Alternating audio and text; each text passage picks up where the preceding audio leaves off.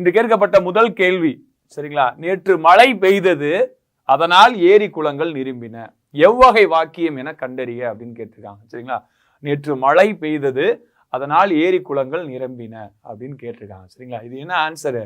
தொடர் வாக்கியம். என்ன வாக்கியம்ப்பா? தொடர் வாக்கியம். சரிங்களா, ஒரு எழுவாய் ஒன்றுக்கு மேற்பட்ட பயனிலையை கொண்டு முடிவது என்ன சொல்றாங்க? தொடர் வாக்கியம் என்று சொல்றாங்க.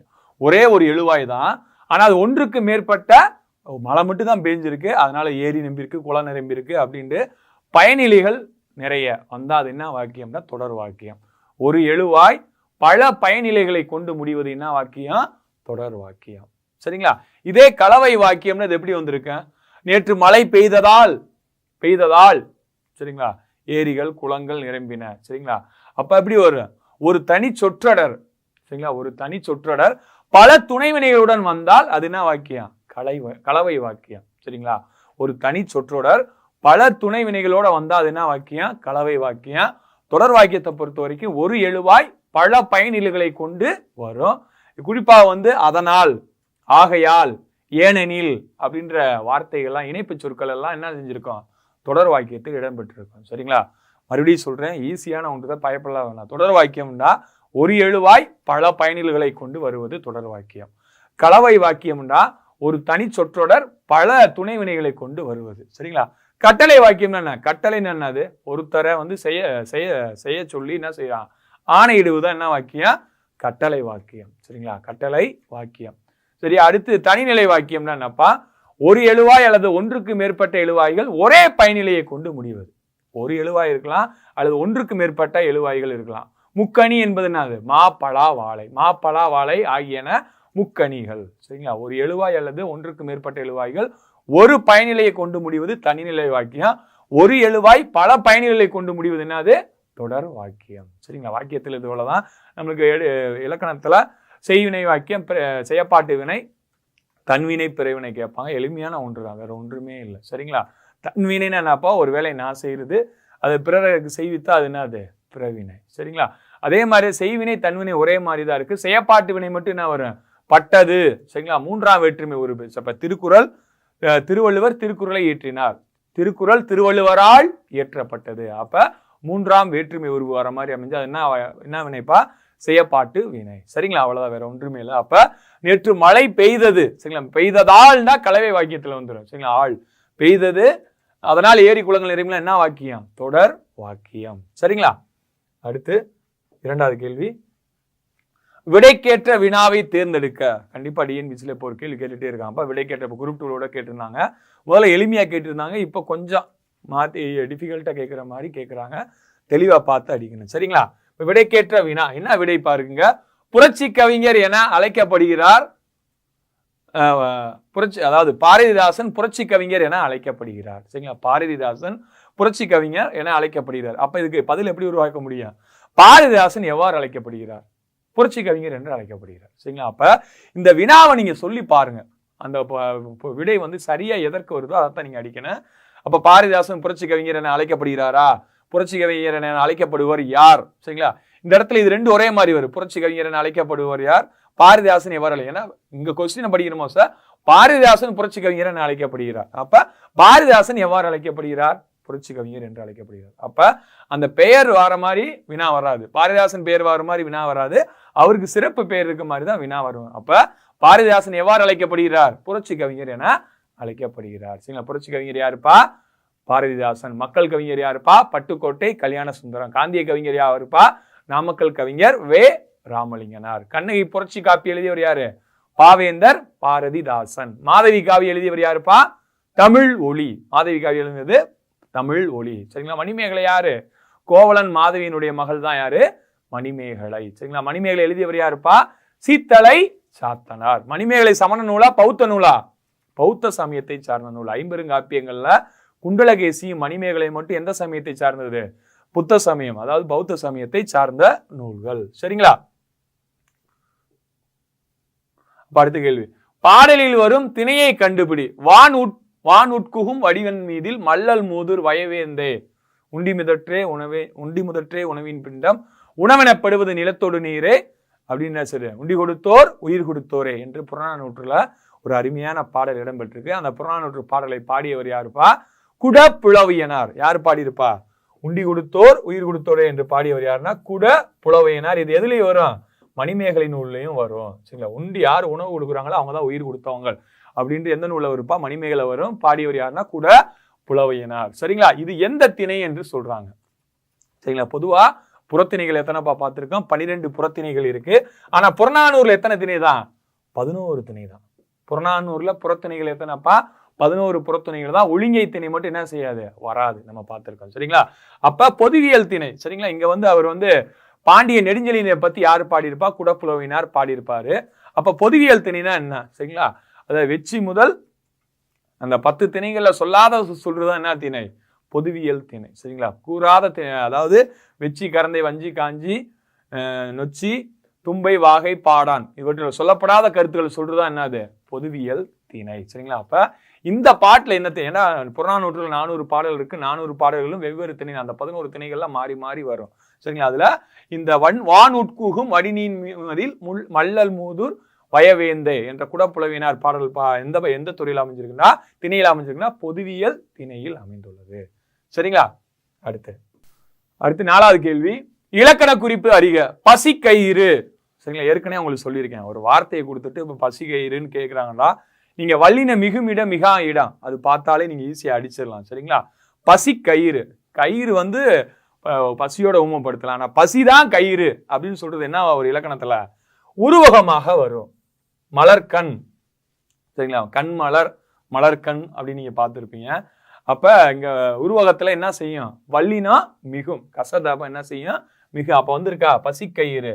கயிறு பசி, கயிறு போல பசி, அது ஊமை தொகை. ஆனா எப்படி சொல்றாரு? பசி கயிறு. சரிங்களா? பசி தான் கயிறா இருக்குன்றது. பசியை எதாவது சொல்றாரு? கயிறோட உருவகத்தை சொல்றாப்ல. அதனால பசி கயிறு இலக்கண குறிப்பு என்னதுப்பா? உருவகம். சரிங்களா? என்னதுப்பா? உருவகம். சரிங்களா? உருவகத்துல வல்லின என்ன செய்யும்? மிகும். சரிங்களா? பசி கயிறுக்கு வந்திருக்கலப்பா உருவகத்துல வல்லினா மிகும். சரிங்களா? ரைட்டு. அப்ப தொகை, அன்மொழி தொகை, அல்லாத மொழி. சரிங்களா? அல்லாத மொழி. சரிங்களா? இப்ப என்ன சொல்லலாம்? சரிங்களா? பொற்றொடி வந்தால். சரிங்களா? பொற்றொடி வந்தால். அப்ப அந்த இடத்துல ஒரு அல்லாத மொழி வந்துச்சாங்கன்னா அது மடக்கொடி. சரிங்களா? இளமையான கொடி போன்ற இடையை உடைய பெண் வந்தாள். இப்ப மடக்கொடின்னா இளமையான கொடியை போன்றவள். ஆனா இடையே உடைய பெண் வந்தாள் என்ற ஒரு வார்த்தை இல்லாம இந்த இடத்துல என்ன செஞ்சிருக்கு? மறைந்து வந்திருக்கு. அதனால அல்லாத மொழி மறைந்து வந்தா அது என்ன சொல்லுவான்? அன்மொழி தொகை என்று சொல்லுவான். சரிங்களா? உண்மை தொகை. என்ற விகுதி 2 வார்த்தைகளுக்கு இடையே மறைந்து வந்தா அது என்ன தொகைப்பா? உண்மை தொகை. சரிங்களா? அப்ப பசி கயிறு இலக்கண குறிப்புனா அது உருவகம். சரிங்களா? ஊமை கவிஞர் யாருப்பா? சுரதா. உருவக கவிஞர் யாரு? காமராசன். சரிங்களா? உருவக கவிஞர் யாருன்னா காமராசன். ஊமை கவிஞர் யாருன்னா சுரதா. சரிங்களா?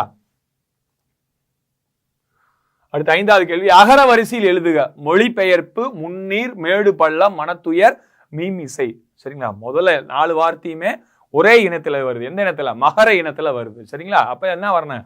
மாமா, மீமி, மூமு, மேமே, மை, மோமோ, மௌ. அந்த வரிசையில வரணும். அவ்வளவுதான். இந்த வார்த்தையை பாக்குறீங்க. மாமா, அதுக்கடுத்து மீமி, மூமு, மேமே. சரிங்களா? அந்த வார்த்தையில் 4 வார்த்தையில் எது வருதுன்னு நீங்க பார்த்துட்டு போயிடலாம். இதே வேற இனத்துல இருந்துச்சாங்க நீங்க தேடி பிடிச்சி கொஞ்சம் மா முன்னாடி வருமா, தா வருமா, இக்கு வருமா, இச்சு வருமா நீங்க பார்க்கலாம். இந்த 4 வரிசையிலுமே மகர வரிசையில் இருக்கும் போது மாமா, மீமி, மூமு அந்த வரிசையில மா. சரிங்களா? அதுக்கடுத்து மா வரல. மீமி, மூமு, மேமே. சரிங்களா? அப்ப அந்த வரிசையில என்ன இருக்கு? ஆன்சர் டெல்லி தான் சரியா அகர வரிசையில் அமைக்கப்பட்டிருக்கு. கண்டிப்பா நம்மளுக்கு அகர வரிசையில குறைந்தது 2 கேள்வி வச்சு கேட்பாங்க. தெளிவா என்ன செஞ்சுக்கணும்? பார்த்து வச்சுக்கணும். சரிங்களா? அடுத்து படுவிடம். இதில் பயின்று வந்துள்ள தொகை நிலை தொடர் என்ன அப்படின்னு. படுவிடம், படுவிடம், படுகின்ற இடம், படும் இடம், படுவிய இடம். அப்ப 3 காலம் என்ன செஞ்சிருக்கு? இந்த இடத்துல மறைந்து வந்திருக்கு. அப்ப 3 காலமும் மறைந்து வந்த இலக்கண குறிப்பினாப்பா வினைத்தொகை. சரிங்களா? 3 காலமும் மறைந்து வந்த இலக்கண குறிப்பினா வினைத்தொகை. சரிங்களா? அப்ப படுவிட இலக்கண குறிப்பினாப்பா வினைத்தொகை.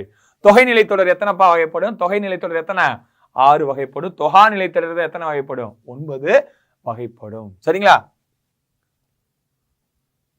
அடுத்து 7வது கேள்வி, வந்தான் வேர் சொல்லை தருகன்னு இருக்காங்க. வந்தான். சரிங்களா? பொதுவா வேர் சொல் என்ன செஞ்சிருக்கோம்? ஒரு பகுதியில ஒரு பகுபத உறுப்புகள்ல கண்டிப்பா பகுதியும் விகுதியும் கண்டிப்பா இருக்கணும். அது பகுதி எப்படி இருக்கும்? கட்டளையில இருக்கும். சரிங்களா? வேர் சொல் எப்படி இருக்கும்?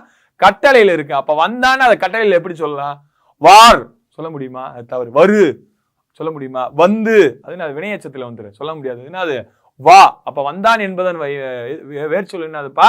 வா. ஓடினான் ஓடு, படித்தான் படி, ஆடினான் ஆடு. அப்ப பகுதி எப்பயுமே என்னவா இருக்கு? வேர் சொல்லா இருக்கு. அந்த வேர் சொல் ஏவல்ல கட்டளையில மட்டும்தான் இருக்கு. அப்ப வந்தான் என்பதன் வேர் சொல் என்னதுப்பா? வா. சரிங்களா? அடுத்து 8வது கேள்வி. மா ஓரெழுத்து ஒரு மொழியின் பொருளை அறிக.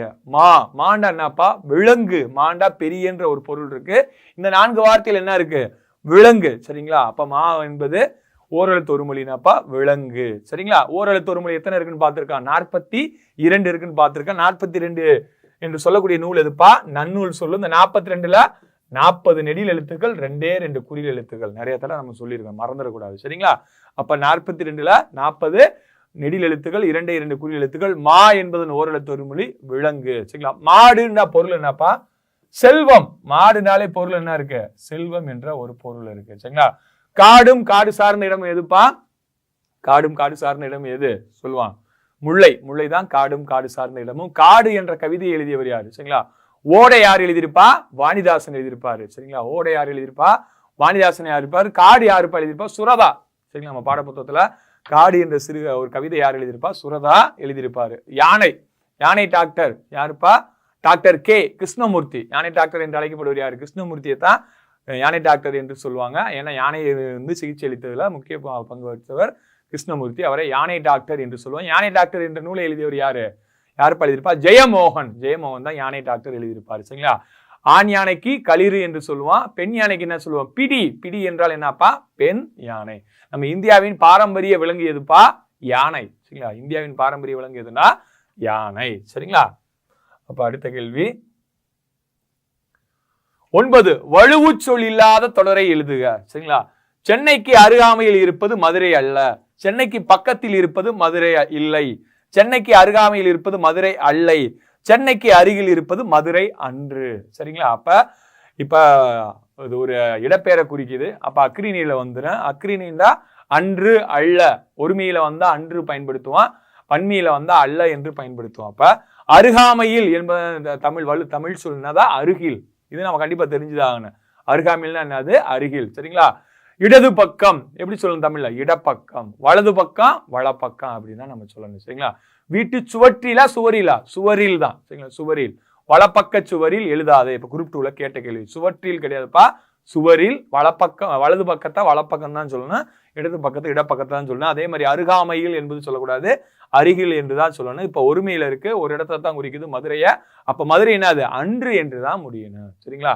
அப்ப உயர்தனிக்கு வரமோசதான் அல்லன் வரும். அவன் கவிஞன் அல்லன். சரிங்களா? அவன் என்பது ஒருவன், அவன் ஒருமையில இருக்கு. அவன் கவிஞன் அல்லன். அப்ப அது ஒருமையில வரணும். அதே மாதிரி இங்க அன்று என்பது அக்ரிணிக்கு வரும், ஒருமையில இருக்கு, மதுரைக்கு வரனால மதுரை அன்று என்றுதான் என்ன செஞ்சிருக்கணும்? சரியா வந்திருக்கணும். சரிங்களா? அடுத்து 10வது கேள்வி. பொருந்தாத இணையை தேர்வு செய்க. சரிங்களா? பொருந்தாத இணையை தேர்வு செய்க. சரிங்களா? பார்த்தோன்னே நீங்களாம் எளிமையை அடிச்சிடலாம். ஐம்பெருங்காப்பி ஐஞ்சிருங்காப்பி நம்ம என்ன செஞ்சிருக்கோம்? படிச்சிருக்கோம். சரிங்களா? அதுல திருத்தக்கத்தேவர் எழுதியது என்னதுப்பா? சீவக சிந்தாமணி. தமிழின் முதல் விருத்த காப்பியம். தமிழ் தாத்தா ஊவேசா பதிப்பித்த முதல் காப்பி எதுனாலும் சீவக சிந்தாமணியா. சீவக சிந்தாமணி எழுதியவர் யாரு? திருத்தக்கத்தேவர். சரிங்களா? திருத்தக்கத்தேவர். ஆனா எழுதியவர் எந்த நூல் எழுதியிருக்காருன்னு போட்டிருக்காங்க? வளையாபதி. சரிங்களா? வளையாபதிக்கு ஆசிரியர் இருக்காராப்பா? ஐம்பெருங்காப்பியத்துல ஆசிரியர் பெயர் தெரியவில்லை. சரிங்களா? அப்ப அதுதான் தவறா இருக்கு. இளங்கோவடிகள் எழுதியது சிலப்பதிகாரம், நாதகுத்தனார் எழுதியது குண்டலகேசி, சீத்தலை சாத்தனார் எழுதியது மணிமேகலை. அப்ப மத்த எல்லாம் சரியா இருக்கு. திருத்தக்கத்தேவர் எழுதினா வந்திருக்கணும் சீவக சிந்தாமணி என்று வந்திருக்கணும். சரிங்களா? சீவக சிந்தாமணி. சரிங்களா? எத்தனை இளம்பகங்கள் உள்ளன? 13 இளம்பகங்கள் உள்ளன. சீவக சிந்தாமணியில எந்த நாட்டினுடைய வளத்தை சொல்லியிருப்பாரு? ஏமாங்கத நாட்டின் வளத்தை பத்தி சொல்லியிருப்பாரு. சீவக சிந்தாமணிக்கு முன்னோட்டமா எந்த நூல் எழுதியிருப்பாரு திருத்தக்கத்தேவர்? நரி விருத்தம். சரிங்களா? நரி விருத்தம். சரிங்களா? சீவக சிந்தாமணிக்கு உரை எழுதியவர் யாருப்பா? உச்சிமேர் புலவர் நச்சினார் கிணியர். உச்சிமேர் புலவர் நச்சினார் கிணியர் தான் சீவக சிந்தாமணிக்கு உரை எழுதியிருப்பாரு. சரிங்களா? அடுத்து 11வது கேள்வி. பொருந்தா சொல்லை தேர்வு செய்க. சரிங்களா? பொருந்தா சொல்லை தேர்வு செய்க அப்படின்றாங்க. என்னென்னப்பா இருக்கு? உள்ளம், அழகு, வீடு, இடம். சரிங்களா? உள்ளம், அழகு, வீடு, இடம். சரிப்பா, கண்டிப்பா 2 இது நம்ம ஈஸியா கண்டுபிடிச்சிருவோம். வீடு, இடம், இது ரெண்டுமே என்ன செய்யுது? ஒரு இடத்தை குறிக்கிற மாதிரி இருக்கு. உள்ளமா அழகா அப்படின்ற போது உள்ளம் என்பது என்ன சொல்லுவான்? நம்ம அகம்னு என்ன சொல்லுவான்? உள்ளம் என்று சொல்லுவான். தமிழ் அகராதிப்படி பார்த்தோமாக்க உள்ளத்தினுடைய வேர் சொல்லுனது உள். சரிங்களா? இது பெயரிலும் வரும், வினையிலும் வரும். பெயரில வருமோச எதை குறிக்கும்னா இடத்தை குறிக்கும். உள் என்பது உள்ளம் வந்து எதை குறிக்கும்பா?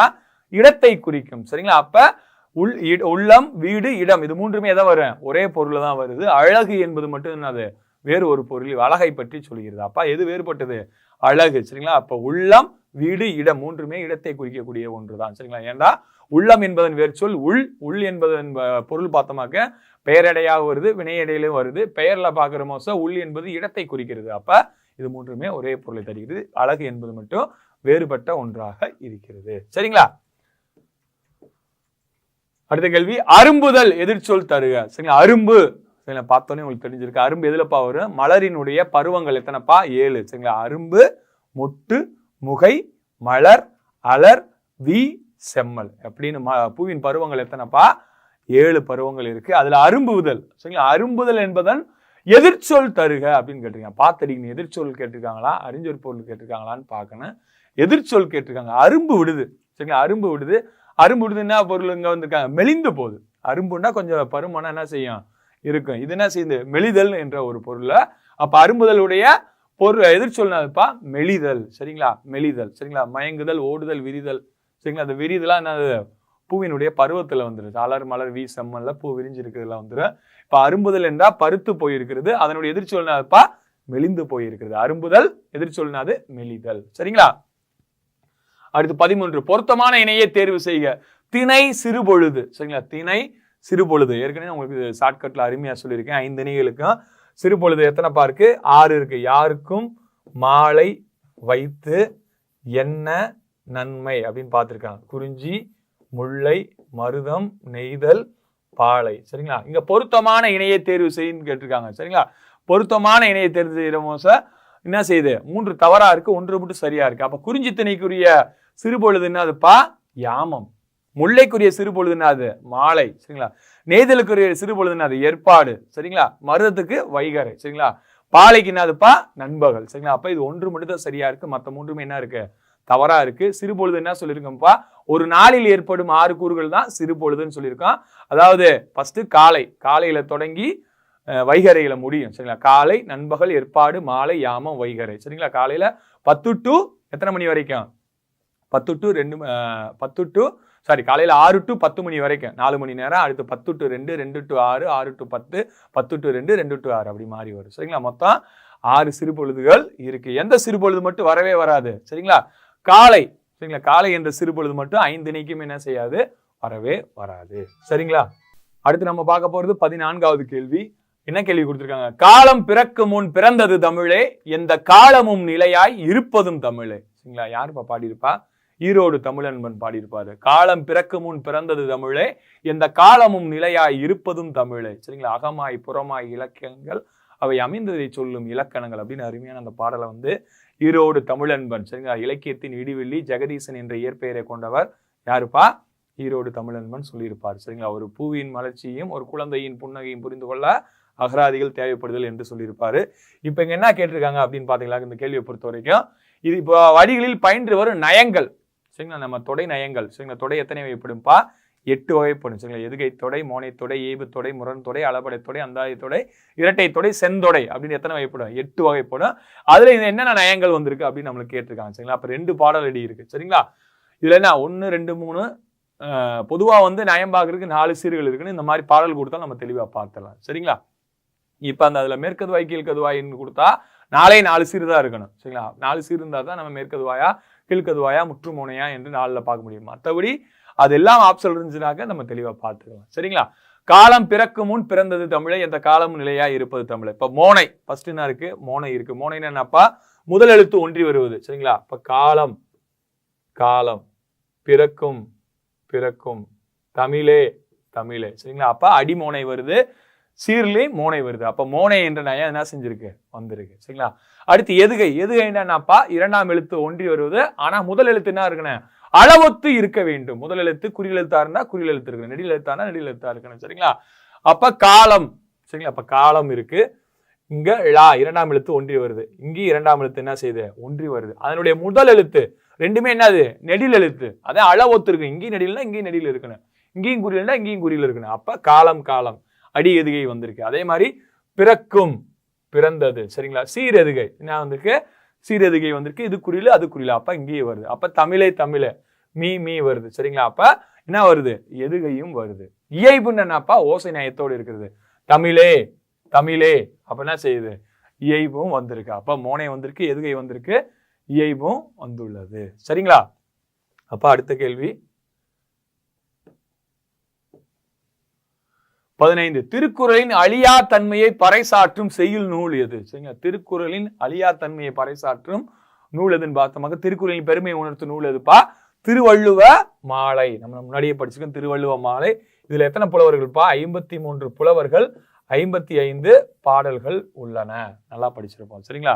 திருக்குறளின் பெருமை உணர்த்தும் நூல்னா 53 புலவர்கள், 55 பாடல்கள் பாடிய திருவள்ளுவ மாலை தான் இருக்கு. சரிங்களா? இதுலதான் என்ன சொல்லிருப்பாங்க? கடுகை துளைத்து அணுவை துளைத்து 7 கடலை புகட்டி குறுக தரித்த குறள் யார் சொல்லியிருப்பா? ஔவையார் சொல்லியிருப்பாங்க. கடுகை துளைத்து 7 கடலை பெட்டி குறுக தரித்த குறள் என்று யார் சொல்லியிருப்பா? இடைக்காரனார் சொல்லியிருப்பார். இந்த திருவள்ளுவ மாலையில கபிலர் பாடியிருப்பார், நிறைய பாடல்கள் பாடியிருப்பாங்க. சரிங்களா? அந்த 55 பாடல்ல திருக்குறளின் பெருமையை சிறப்பாக உணர்த்தியிருப்பாங்க. சரிங்களா? அதே மாதிரி நம்ம திருக்குறள்ல திருக்குறளுக்கு அடுத்து புகழ்பெற்ற 14 கீழ்கணக்கு நூல் எதுனா நாலடியார், ஆளும் வேலும் பல்லுக்குருதி, 4ம் 2ம் சொல்லுக்குருதி. இங்க 4 என்பது நாலடியார், 2 என்பது அது திருக்குறள். பழகு தமிழ் சொல்லருமை 4 2 4 என்பது நாலடியார், 2 என்பது திருக்குறளை தான் குறிக்கும். சரிங்களா? பழமொழி 400. பழமொழி 400 எத்தனை பாட்டு இருக்குப்பா? 400 பாட்டு இருக்கு. முன்றுரை அரையனார் எழுதியது. நாலடியாரில் எத்தனை பாட்டு இருக்கு? 400 பாட்டு. 14 கீழ்கணக்கில் 400 பாடல்கள் கொண்டது 2 நூல் தான். திரிகடுகம். திரிகடுகத்துல மருந்தால் பெயர் பெற்ற நூல்கள் 14 கீழ்கணக்குகள் நூல்கள் 3. திரிகடுகம், சிறுபஞ்சமூலம், ஏழாதி. அதுல 1 திரிகடுகம். இதுல 100 பாடல்கள் உள்ளன. எழுதியவர் யாருப்பா? நல்லாதனார். திருநெல்வேலி மாவட்டம் திருத்து என்ற ஊரில் பிறந்தவர். செரு அடுதோல் நல்லாதன் என்ற சிறப்பு பயிரை வர பெரிய சிறப்பிக்கும். திரிகடுகத்தில் 100 பாட்டு இருக்கு. சுக்கு, மிளகு, திப்பிலி. சரிங்களா? அதனுடைய சிறப்பு வாய்ந்த நூல். சரிங்களா? அடுத்து 16. அள்ளலுற்று ஆற்றாது அழுவாளை கண்டு ஏங்கி மல்லல் மதுரையார் எல்லாரும் தாமயங்கி. சரிங்களா? அப்ப உங்களுக்கு தெளிவா அந்த பாட்டு. அழுவாள் யாரு? தன்னுடைய கணவன் இறந்து விட்டால் என்று அழுகிற அந்த பெண்ணை பார்த்து என்ன செய்யறாங்க? மல்லல். மல்லல்னா என்னப்பா? வளம் என்ற ஒரு பொருள் இருக்கு. சரிங்களா? மல்லல்னா என்னதுப்பா? வளம். மதுரையார் எல்லாம் தம் மயங்கி, மதுரைக்காரங்க எல்லாருமே என்ன செய்யறாங்க? மயங்குறாங்க அப்படின்ற பாடல் ஒரு இடம்பெற்ற நூல் இது சிலப்பதிகாரம். சரிங்களா? உங்களுக்கு தெளிவா தெரிஞ்சிச்சு. அழுவாளை ஆறுப்ப அழுகிறா. கண்ணகி தன் கணவனை கல்வன் என்று என்ன செஞ்சிட்டாரு? பாண்டிய மன்னன் யாருப்பா? ஆரிய படை கடந்த பாண்டிய நெடுஞ்செழியன் கொன்று விடுகிறார். சரிங்களா? அதை நினைத்து என்ன செய்யறாங்க? அழுகுறாங்க. அதை பார்த்த மதுரை மக்கள் என்ன செய்யறாங்க? மயங்கி நிக்கிறாங்க, வருந்தி நிக்கிறாங்க என்ற ஒரு பொருள்ல தான் இடம்பெற்றிருக்கு. இந்த பாடல் இருந்து உள்ள வந்திருக்கு. சிலப்பதிகாரத்துல இடம்பெற்று இருக்கு. இதே மாதிரி திருக்குறள்னா இருப்பா? அள்ளல் பட்டு ஆற்ற அழுத கண்ணீர் என்றே செல்வத்தை தேய்க்கும் படை அப்படின்னு யார் சொல்லியிருப்பார்? திருவள்ளுவர் சொல்லியிருப்பாரு. அள்ளல் பட்டு ஆற்ற அழுத கண்ணீர் என்று செல்வத்தை தேய்க்கும் படை அப்படின்னு யார் சொல்லியிருப்பா? திருக்குறள்ல திருவள்ளுவர் சொல்லியிருப்பாரு. இங்க அள்ளலுற்று ஆற்றாது அழுவாளை கண்டு ஏங்கி மல்லல் மதுரையார் எல்லாரும் தாம் மயங்கி என்ற பாடல் வரி எதுல வருப்பா? சிலப்பதிகாரத்துல வருது. சரிங்களா? குண்டலகேசி எழுதியவர் யாருப்பா? நாத குத்தனார். வளையாபதி எழுதியவர் ஆசிரியர் பெயர் நம்மளுக்கு தெரியல. மணிமேகலை சீத்தலை சாத்தனார் எழுதியிருப்பாரு. அவர் பிறந்த ஊர் எதுப்பா? திருச்சி. பிழைப்பு தொழில் செய்ய வந்த ஊர் தான் மதுரை. சரிங்களா? இப்ப வளையாபதி, சிலப்பதிகாரம், சீவக சிந்தாமணி இது 3மே என்ன சமய காப்பியங்கள்? சமண சமய காப்பியங்கள். மணிமேகலையின் குண்டலகேசி மட்டும் பௌத்த சமய காப்பியங்கள். குண்டலகேசிக்கு மறுப்பாக எழுதப்பட்டது எதுப்பா? நீலகேசி. குண்டலகேசிக்கு மறுப்பாக எழுதப்பட்ட நூல் எதுனா நீலகேசி. சரிங்களா? தமிழின் முதல் தர்க்க நூல் என்று எதை சொல்றாங்க? நீலகேசிய சொல்றாங்க. சரிங்களா? அடுத்த கேள்வி 17. கூற்று 1. நீலகேசி ஒரு சமண சமய காப்பியம். நீலகேசி ஒரு சமண சமய காப்பியம். ஆமா, ஐஞ்சிறுகாப்பியங்கள் ஒன்றுதான் நீலகேசி. ஐஞ்சிறுகாப்பியங்கள் 5மே எந்த சமயம் தான்? சமண சமயத்தை சார்ந்தார். சரிங்களா? உதயனகுமார காவியம், நாககுமார காவியம், யசோதர காவியம், சூளாமணி, நீலகேசி 5 5மே சமண சமய காப்பியங்கள் தான். அப்ப சரி. கூற்று 2. குண்டலகேசி என்னும் நூலுக்கு மறுப்பாக எழுதப்பட்ட நூல் நீலகேசி. ஆமா, குண்டலகேசி என்னும் நூலுக்கு மறுப்பாக எழுதப்பட்டதான் என்னது? நீலகேசி தான். நீலகேசிக்கு இன்னொரு பெயர் என்ன? நூலுக்கு என்ன பேர் இருக்கு? நீலகேசி தெருட்டு என்ற ஒரு பெயரும் இருக்கு. அப்ப கூற்று 1, 2மே என்னதுப்பா? சரியாகத்தான் இருக்கிறது. சரிங்களா? அடுத்த கேள்வி 18. கூற்று 1. கடலூர் மாய்ந்த இளம்பெரும் வழுதி என்ற புலவர் கடற்செலவு ஒன்றில் இறந்து போனார். சரிங்களா? ஆமா, கண்டிப்பா. அவர் கடற்செலவுன்னு என்னப்பா? பயணம். சரிங்களா? செலவுன்னு என்னப்பா? பயணம். சங்க இலக்கியத்துல தொடக்காலத்துல செலவு என்பதற்கு பொருள் பயணம். செலவு என்ற சொல்லை முதல்ல கடித இலக்கியத்துல பயன்படுத்தியவர் யாரு? திருவிக்கா பயன்படுத்தியிருப்பார். திருவிக்கா தான் செலவு என்ற சொல்லை தமிழ்ல பயண இலக்கியங்களை பயன்படுத்தியிருக்காரு. செலவு என்பதற்கு பொருள் பயணம். அவர் எழுதிய நூல் வந்து எனது இலங்கை செலவு அப்படின்னு எழுதியிருப்பாரு. எனது இலங்கை செலவுன்னு எழுதியிருப்பாரு. கடற்செலவு ஒன்றில் இறந்து போனவர் தான் யாரு? கடலுள் மாய்ந்த இளம்பெரும் எழுதி. இவர் புறநானூற்றில் ஒரு பாடலையும் பரிபாடலில் ஒரு பாடலையும் என்ன செஞ்சிருப்பாரு? பாடியிருப்பாரு.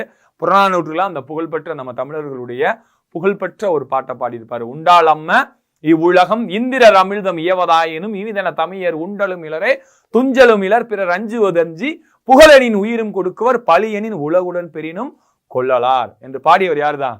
கடலூர் மாய்ந்த இளம்பெரும் வழுதி தான். சரிங்களா? அது கடற்பயணம் போறமோ சேர்ந்திருப்பாரு. அதனால அந்த பட்ட பேரு கடலூர் மாய்ந்த இளம்பெரும் வழுதி அப்படின்னு வந்திருக்கு. சரிங்களா? நற்றினியை தொகுப்பித்தவன் யாருப்பா?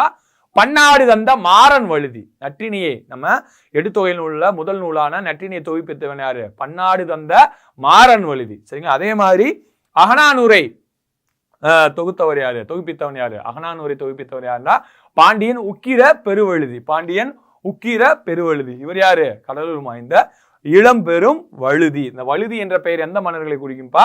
பாண்டிய மன்னர்களை மட்டும்தான் குறிக்கும். சரிங்களா? செலியன், மாறன், வழுதி. சரிங்களா? இதெல்லாம் வந்து நம்ம பாண்டிய மன்னர்களை மட்டும்தான் குறிக்கும். கிள்ளி வளவன் என்பதுதான் சோழ மன்னர்களை என்ன செய்ய குறிக்கும். சரிங்களா? அடுத்த கேள்வி, தமிழரின் வாழ்வியல் கருவூலம். சரிங்களா? நம்ம பண்டைய தமிழர்களுடைய கருவூலை எதுதான்? புறநானூறு தான். பண்டைய தமிழர்களுடைய கருவூலை எதுன்னா புறநானூறு தான். புறநானூற்று 400 பாடல்களையும் ஆங்கிலத்தில் மொழிபெயர்த்தவர் யாருப்பா? ஜார்ஜ் எல்கார்ட். 1999 புறநானூற்று 400 பாடல்களையும் ஆங்கிலத்தில் மொழிபெயர்த்தவர் யாருன்னா ஜார்ஜ் எல்கார்ட். தமிழினுடைய உலக பொதுமுறையாக என்று எதை சொல்றோம்? திருக்குறளை தான் நம்ம அழைப்போம். சரிங்களா? இனியவை 40 எழுதியவர் யாருப்பா? பூதன் சேந்தனார். குளவி பிணியின்றி வாழ்தல் இனிதே. சரிங்களா? இனியவை 40 அதாவது 14 கீழ்கணக்குல 40 என்ற பெயர் நூல்கள் எத்தனை நூல்கள் இருக்கு? நாலடி, நான்மணி, 40, இன்னா 40, இனியவை 40, கார் 40, களவழி 40. 40 4 நூல்கள் இருக்கு. அதுல இனியவை 40 எழுதியவர் யாருன்னா பூதன் சேந்தனார். சரிங்களா? எத்தனை இனிய செயல்கள் குறிப்பிடப்பட்டுள்ளன? இந்த இனியவை 40 124 இனிய செயல்கள் குறிப்பிடப்பட்டுள்ளன. அதே மாதிரி இன்னா 40 எதாவது இன்னார் செயல்கள் எத்தனை செயல்கள் குறிப்பிடப்பட்டிருக்கு? 164 இன்னார் செயல்கள் குறிப்பிடப்பட்டிருக்கு. இன்னா 40 எழுதியவர் யாருன்னா கபிலர். இனியவை 40 எழுதியவர் யாருன்னா பூதன் சேந்தனார். சரிங்களா? அடுத்து 20வது கேள்வி, தமிழுக்கு கதி என போற்றப்படும் 2 நூல்கள். சரிங்களா? தமிழுக்கு கதி ஏற்கனவே நிறைய இடத்துல நம்ம சொல்லியிருக்கோம். தமிழுக்கு கதி எதுப்பா? திருக்குறளும் கம்பராமாயணமும்.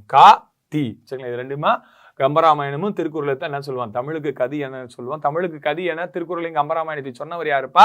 செல்வ கேசவராயர். சரிங்களா? செல்வ கேசவராயர் தான் தமிழுக்கு கதி என கம்பராமாயணத்தையும் திருக்குறளையும் சொல்லியிருப்பாரு. கம்பராமாயணம் எத்தனை காண்டங்கள் இருக்குப்பா?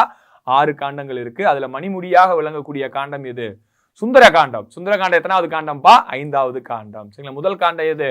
பாலகாண்டம். பாலகாண்டம், அயோத்திய காண்டம், ஆரண்ய காண்டம், கிட்கிந்த காண்டம், சுந்தர காண்டம், யுத்த காண்டம். ஏறு வரிசையில கேட்கலாம், இறங்கு வரிசையில கேட்கலாம், இல்ல காண்டங்களை மாத்தி கொடுத்துட்டு வரிசைப்படுத்தணும் கூட நம்மளுக்கு என்ன செய்யலாம்? கேட்கலாம். திருக்குறள் எத்தனை பிரிவுகள் உடையது? 3 பிரிவுகள் உடையது. அறத்துப்பால், பொருட்பால், இன்பத்துப்பால். அறத்துப்பால் எத்தனை அதிகாரங்கள் பாருக்கு? 38 அதிகாரங்கள். பொருட்பால 70 அதிகாரங்கள். இன்பத்துப்பால 25 அதிகாரங்கள். மொத்தம் 133 அதிகாரங்கள். சரிங்களா? திருக்குறள்ல மொத்தம் எத்தனை இயல்கள் பாருக்கு?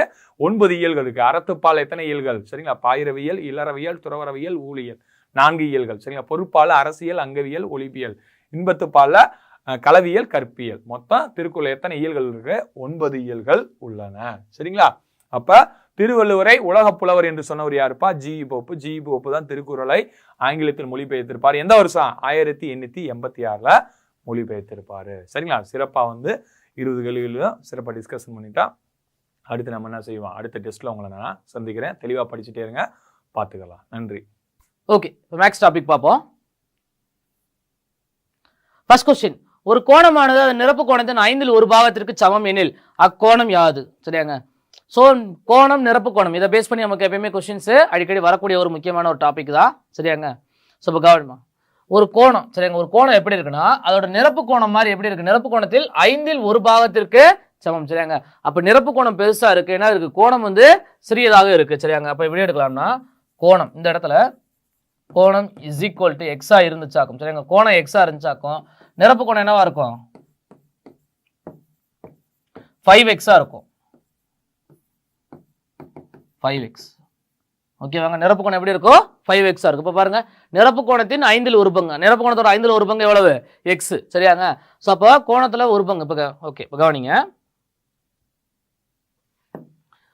அதே மாதிரி கோணத்தை நிரப்பு கோணத்தையும் கூட்டினா எவ்வளவு வரணும் 90 டிகிரி வரணும், சரியாங்க. கோணத்தை நிரப்பு கோணத்தையும் கூட்டினா எவ்வளவு வரணும் 90 டிகிரி வரணும், சரியாங்க. கோணம் பிளஸ் நிரப்பு கோணம் ரெண்டையும் கூட்டினா 90 டிகிரி வரணும்.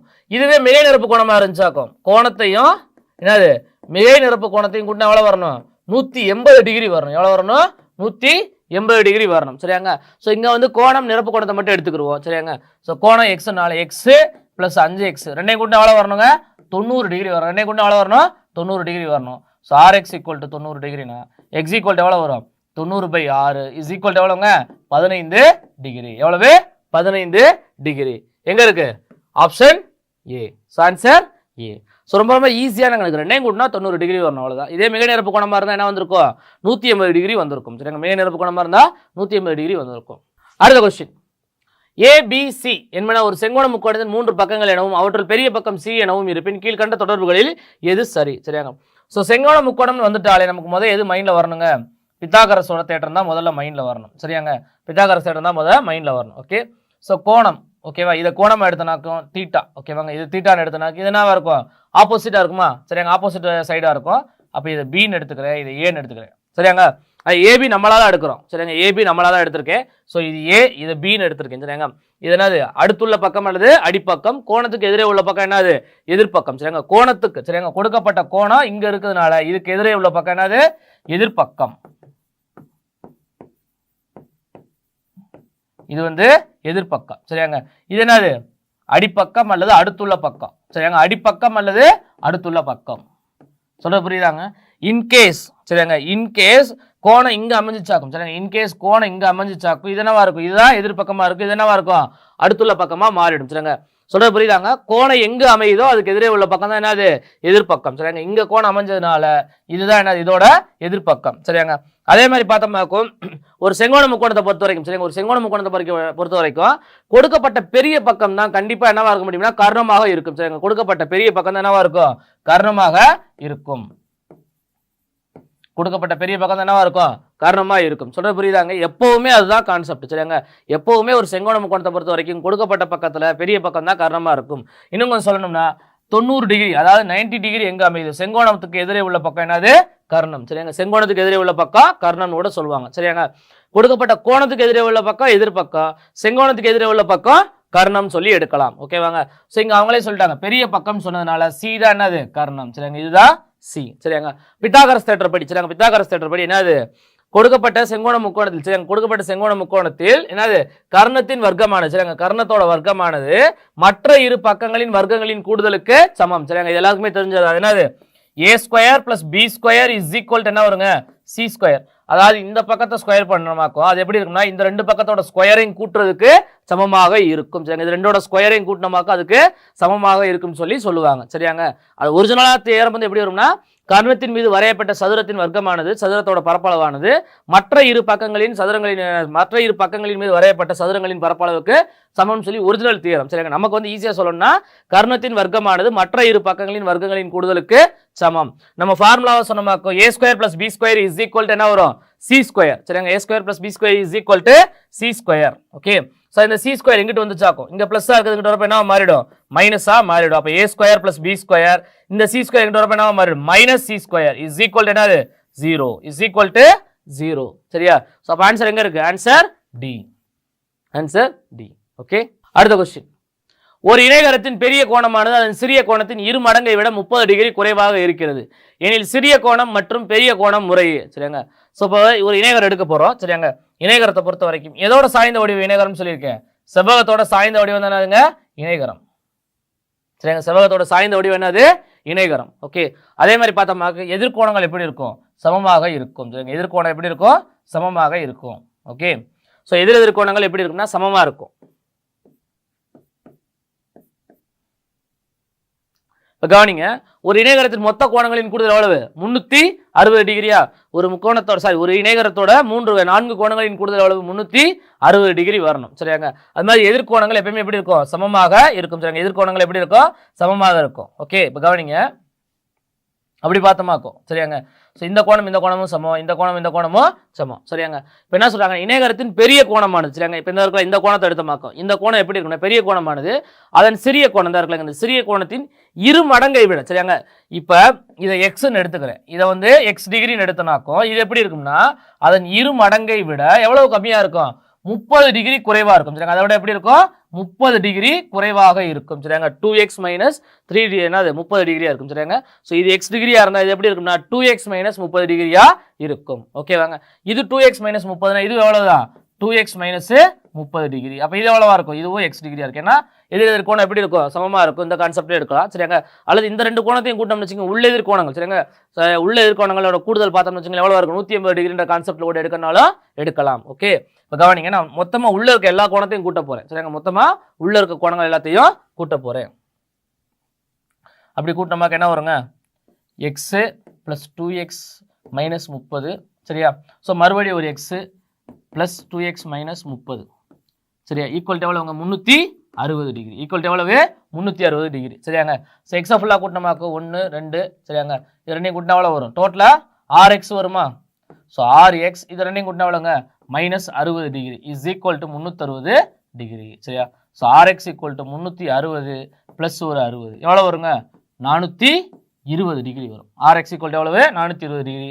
அப்போ x = எவ்வளவுங்க 420/6 சுருக்குனா எவ்வளோ வரும் 70 டிகிரி சரியா. எக்ஸ் எவ்வளோ வரும் 70 டிகிரி வரும் சரியாங்க. ஸோ எக்ஸோட வேல்யூ 70னா அப்போ 2x - 3 எவ்வளோ இருக்குங்க 2 × 70 -30. ஸோ 140 -30 எவ்வளோ வருங்க 110 டிகிரி சரியாங்க. ஸோ அப்போ எக்ஸ் வந்து 70 டிகிரி, அதாவது சிறிய கோணம், பெரிய கோணம் எவ்வளவு 110 டிகிரியா இருக்கும் சரியாங்க. இது வந்து ஒரிஜினல் ப்ராப்பர் மெத்தட்.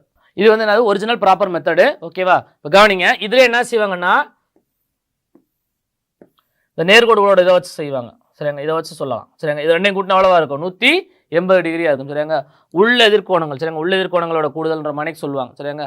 ஒன்று விட்ட கோணங்கள் சமம்ன்ற மணிக்கு இது மாதிரி உள்ள எதிர்கோணங்களோட கூடுதல் வந்து 180 டிகிரின்னு சொல்லி இந்த கான்செப்ட் படி யோசிப்பாங்க. அது ரெண்டையும் கூட்டினா 180 டிகிரின்ற கான்செப்ட்ல கூட நம்ம சொல்லலாம் சரியாங்க. இது வந்து எல்லாருக்கும் தெரிஞ்ச ஒரு மெத்தட், அதாவது எதிர் கோணம் எப்படி இருக்கும் சமமா இருக்கும். ஓகேவாங்க, அதை வச்சு சொன்னமாக்கும். ஸோ இது எக்ஸ்னா இது 2x - 30, அப்போ டோட்டலாக கூட்டினா 360 கிடைக்கணும். ஸோ எக்ஸோட வேல்யூ கண்டுபிடிச்சாச்சு, 2xோட வேல்யூ கண்டுபிடிச்சாச்சு சரியாங்க. எங்க இருக்கு option, answer D. Answer D. So இணைகரம் இந்த மாதிரி கொஸ்டின்ஸ் நிறைய கேட்கறதுக்கு வாய்ப்புகள் இருக்குங்க. வடிவியலை பொறுத்த வரைக்கும் அடுத்தடுத்த லெவலில் போறதுக்கான வாய்ப்புகள் நிறையாவே இருக்கு. அடுத்த கொஸ்டின், பின்வரும் விகிதமுறு எண்களுள் முடிவுறா தசம பின்னமாக அமைவது எது சரியாங்க. முடிவுறா தசம பின்னம்னா என்ன செய்யும்னா முடிவு இல்லாம போய்கிட்டே இருக்கு சரியாங்க. முடிவு இல்லாம என்ன செய்யும் போய்கிட்டே இருக்கக்கூடிய ஒரு நம்பருக்கு பேர் என்ன செய்வாங்கன்னா முடிவுறா தசம பின்னம் சொல்லி சொல்லுவாங்க சரியாங்க.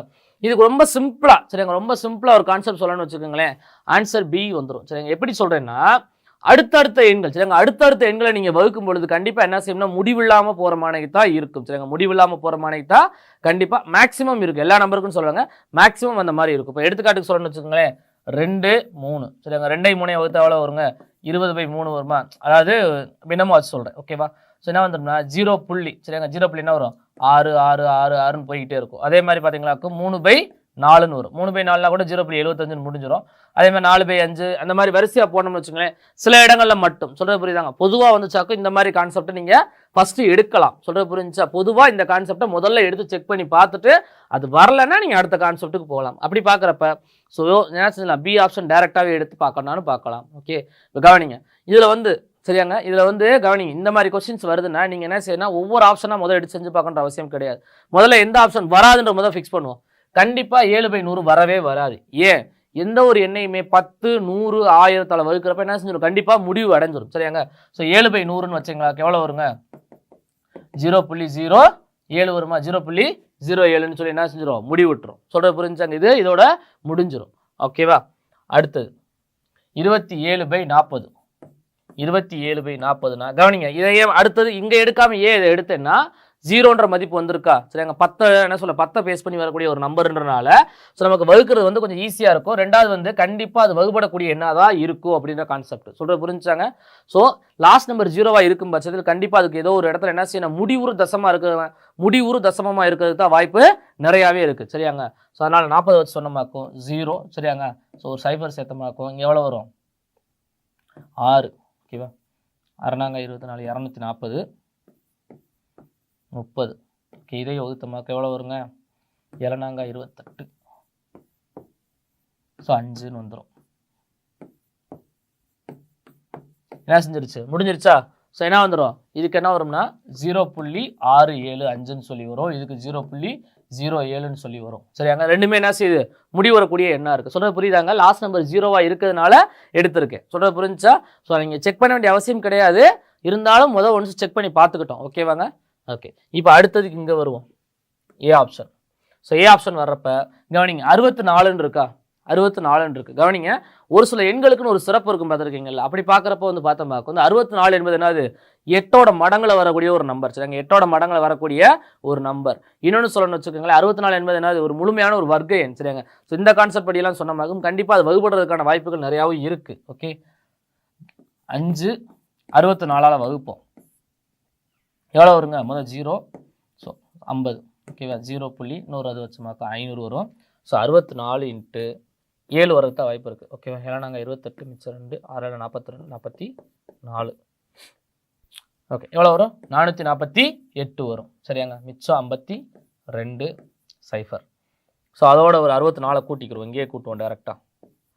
மிச்சம் 2 சாரி 1 10 11 எவ்வளோ, 510 வரும். சரியாங்க, 510.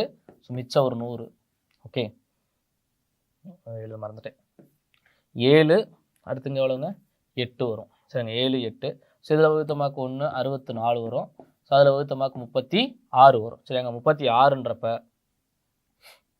இது என்ன செய்யலாம், இன்னொரு 0 சேர்த்தமாக்கு 360. ஸோ 64 × 5 6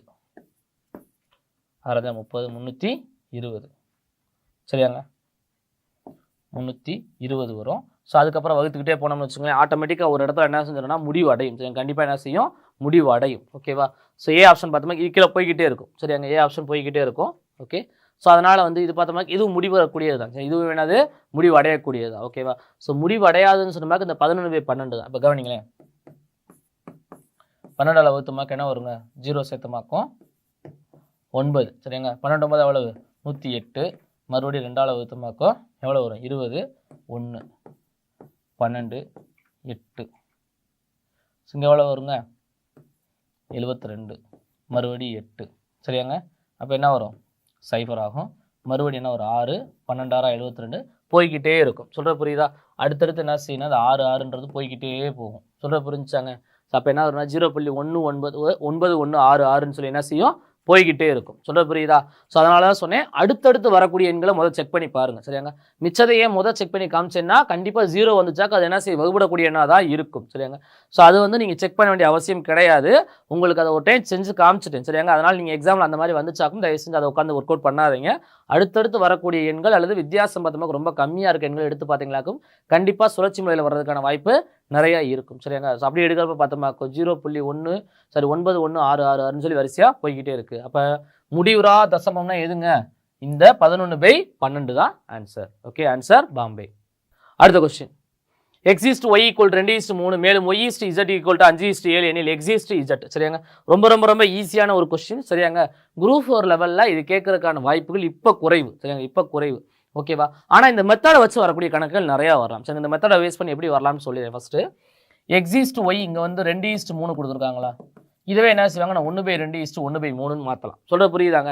ஏன்னா இதெல்லாம் வந்து பார்த்தோமாக்கும் பழைய, அதாவது கொஞ்சம் என்ன சொல்ல, எல்லாருமே கற்றுக்கிட்டாங்க, எல்லாருக்குமே இந்த மெத்தட் தெரியும். ஸோ இந்த கொஸ்டின் கேட்கறதுக்கான வாய்ப்புகள் ரொம்ப குறைவு. ஓகேவாங்க, அதை எப்படி சொல்லலாம், தமிழை பொறுத்த வரைக்கும் சொல்லணும்ல, பிரித்தெழுத சேர்த்தெழுத கான்செப்ட் மாதிரி இது வந்து இதோட பேசிக்கான லெவல். சரியாங்க, அதனால கேட்கறதுக்கு வாய்ப்பு கம்மின்னு மட்டும் தான் சொல்லியிருக்கேன். கேட்டால் எல்லாருமே ஆன்சர் பண்ணக்கூடிய ஒரு கொஸ்டின் தான். சரியாங்க, கேட்டால் கண்டிப்பாக எல்லாருமே ஆன்சர் பண்ணுவாங்க. அதனால ஸோ அடுத்த லெவலில் கேட்கறதுக்கான வாய்ப்புகள் நிறையா இருக்கு. ஓகே, இப்போ கவனிங்க.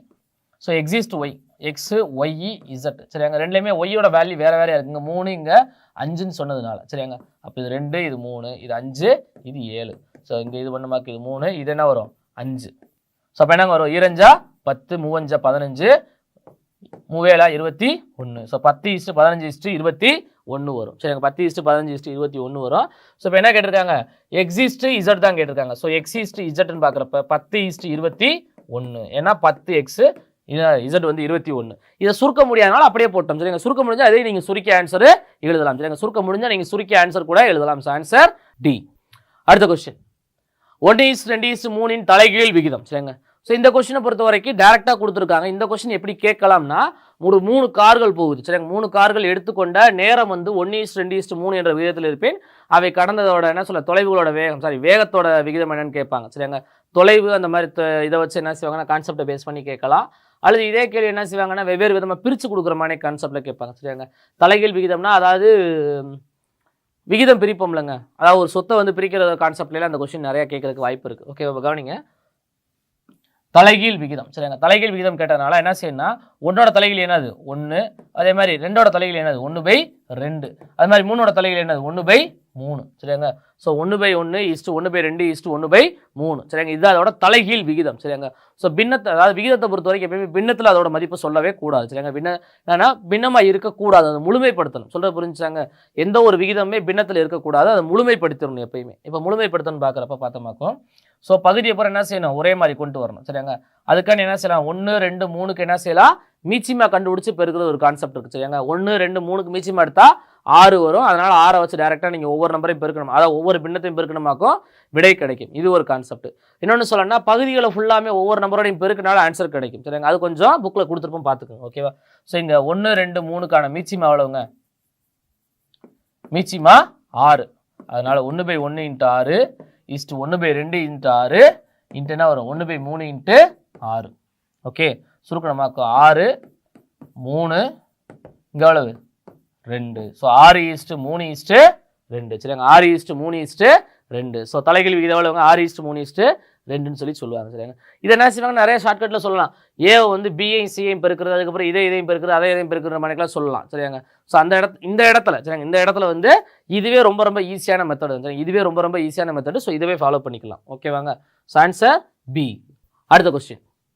ஒருவர் அசல் ரூபாய் 25,000 ஆண்டுக்கு கூட்டு வட்டி 4% முதலீடு செய்து எண் ஆண்டுகள் கழித்து ரூபாய் 27,040 தொகையாக பெறுகிறார் எனில் எண்ணின் மதிப்பு யாது? சரியாங்க. ஸோ ஏற்கனவே சொல்லியிருப்பேன், இந்த மாதிரி கொஸ்டின்ஸை பொறுத்த வரைக்கும் நீங்கள் என்ன செய்யலாம்னா, ஃபர்ஸ்ட் தனி வட்டி முறையில் ஆன்சர் பாருங்க. சரிங்க. தனி வட்டி முறையில் ஆன்சர் பார்த்தாலே கண்டிப்பாக அதுக்கான விடை கிடைக்கும். ஆனால் கொஞ்சம் வித்தியாசம் வரும். சரிங்க. அந்த வித்தியாசம் வந்து அப்ராக்சிமேட்டாக கொஞ்சமாக இருந்துச்சாக்கும் நம்ம அதை வச்சே சொல்லிடலாம். ஒரு ஆவரேஜாக சொல்கிறேனே, 25,000 ரூபாய்க்கு சரிங்க, 25,000 ரூபாய்க்கு 4% சரிங்க, 4% வச்சு சொன்னோம்னு வச்சுக்கோங்களேன், எவ்வளோ வருங்க 4% தனி வட்டியில் சொல்கிறேன். ஒரு வருஷத்துக்கு 4% எவ்வளவுங்க? ஸோ 25,000ல் 1% எவ்வளவு? 25,000ல் 100% என்பது 25,000. சரியாங்க, 25,000 ரூபா. 10% எவ்வளோ வரும்? 2,500 வரும். அதே 1% இருந்தால் எவ்வளோ வரும்? 250 ரூபா வரும். சரிங்க. 1% என்பது எவ்வளவு? 250 ரூபா வரும். அப்போ 4% எவ்வளவுங்க?